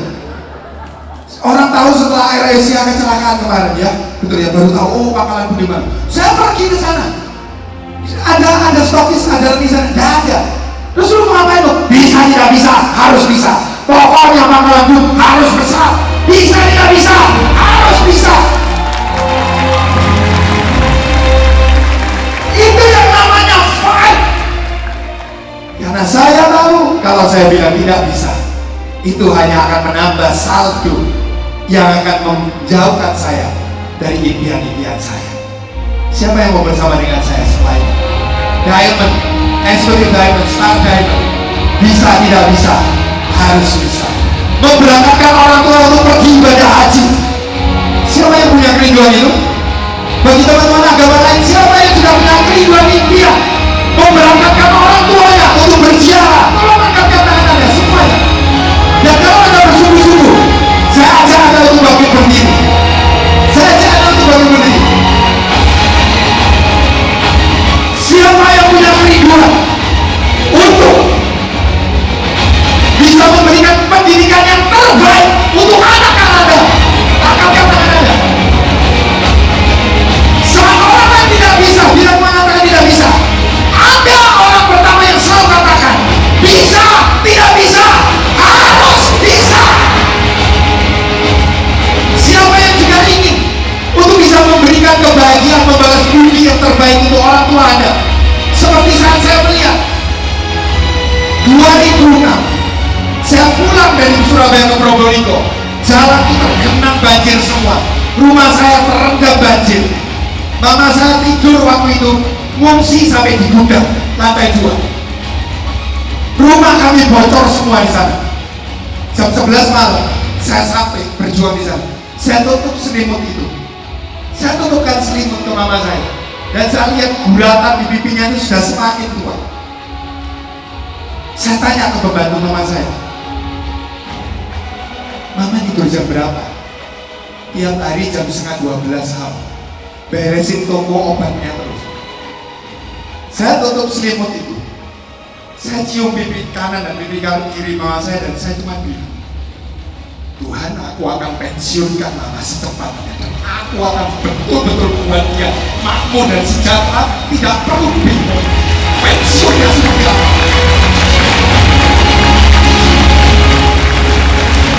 Orang lain ngomong apapun, saya katakan, it's my life, it's not your life. Dan saya hanya bertanggung jawab terhadap impian saya. Saya tidak bertanggung jawab terhadap impian tetangga saya. It's my life. Saya tidak pernah peduli. Saat mereka bilang, lu gak mungkin bisa. Saya katakan, dalam darah saya sudah ada DNA.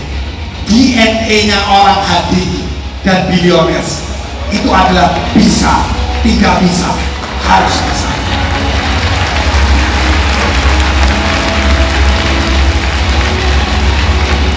Bisa, tidak bisa, harus bisa. Oke? Rekan-rekan semuanya, saya ingin share pada Anda. Ada satu hal yang menarik. Fenomena ini menarik banget. Ada lembah yang disebut dengan Death Valley. Anda pernah tahu Death Valley? Pernah dengar ya? Lembah kematian yang dikatakan tidak pernah ada mikroorganisme dan tumbuhan apapun yang bisa hidup. Dan tahukah Anda rekan-rekan?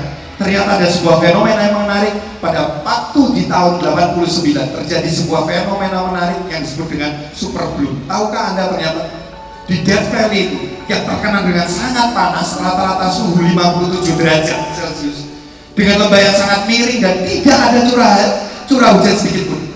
Tiba-tiba dalam satu malam turun curah hujan yang sangat lebat sampai sebesar 2 derajat, dan itu sangat besar mengingat sepanjang tahun Death Valley itu cuma hanya curah hujan hanya 1,5%. Semalam itu 2%, 2 derajat, dan menggenangi semua daratan di sana. Apa yang terjadi rekan-rekan? Di musim semi yang berikutnya, ternyata Death Valley menghasilkan sebuah pemandangan yang disebut dengan super bloom yang didatangi oleh lebih dari 150 juta wisatawan mancanegara. Seperti yang Anda lihat di layar, bunga itu tumbuh dengan sangat betul-betul eksotis, dan semua orang yang bahkan tinggal di sana bertahun-tahun mengatakan kita nggak pernah lihat nih fenomena yang sedahsyat ini. Anda tahu rekan-rekan, kita belajar apa dari sini? Ternyata Death Valley, lembah kematian itu tidak betul-betul mati. Ternyata jauh di dalam tanah itu ada begitu banyak benih-benih yang sebetulnya menunggu air yang ada untuk menggenangi dan membasahinya. Death Valley nggak betul-betul mati. Death Valley punya benih yang siap ditumbuhkan. Dan saya percaya apapun yang dikatakan orang-orang tentang diri Anda saat ini, seperti halnya orang mencap Death Valley, mereka boleh mencap hidup kita seperti apapun, tapi ingatlah, kita adalah makhluk ciptaan Tuhan yang tertinggi, dan bahkan kita dipilih oleh Tuhan sebagai pemenang yang mengalahkan lebih dari 50 juta calon manusia yang lain. Karena jelas pada saat mencapai klimaksnya, ayah kita mengeluarkan 50 juta sel sperma, dan 50 juta sel sperma itu hanya satu yang memenangkan saluran hidup telur itu. Yang memenangkannya adalah hari ini Anda dan saya yang ada di ruang ini. Benih itu tidak kemana-mana. Benih itu ada dalam diri Anda. Dan percaya dengan saya, hari ini air hujan yang lebat itu adalah hadiah dan billionaires yang sebetulnya akan memberikan pada Anda siraman air, pupuk yang akan membuat Anda bertumbuh. Anda punya begitu banyak atlet yang saya percaya akan tiba waktunya keindahan itu akan Anda hadirkan dalam diri orang-orang yang Anda cintai. Anda lah yang akan membuatnya. Siapa yang mau bersama dengan saya untuk memberikan keindahan itu? Maka saat ini katakanlah kepada atlet dolen Anda sebelah kanan kiri Anda, Lep, bisa tidak bisa, impian saya harus tercapai, Lep. Bisa tidak bisa, harus bisa.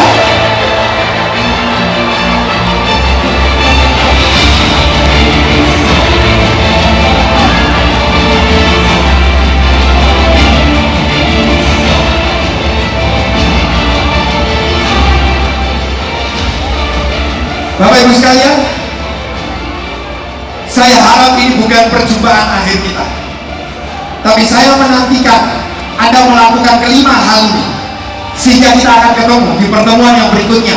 Tapi Anda sudah menjalani perubahan eksponensial dalam diri Anda, dan saya akan bertemu dengan Anda bukan cuma sekedar saya Star Diamond, saya Grand Diamond, tapi saya ingin Anda datang ke saya dan Anda bilang, aduh bro, terima kasih. Kemarin saya melihat dosen saya Pak, mereka bisa berangkat Pak ke luar negeri ekspor fund Pak. Saya punya kebahagiaan lebih Pak bisa ngangkat mereka. Dan saya juga akan mendengarkan dari Anda, Pak, saya tinggal selangkah lagi menghajikan orang tua saya, kedua orang tua saya.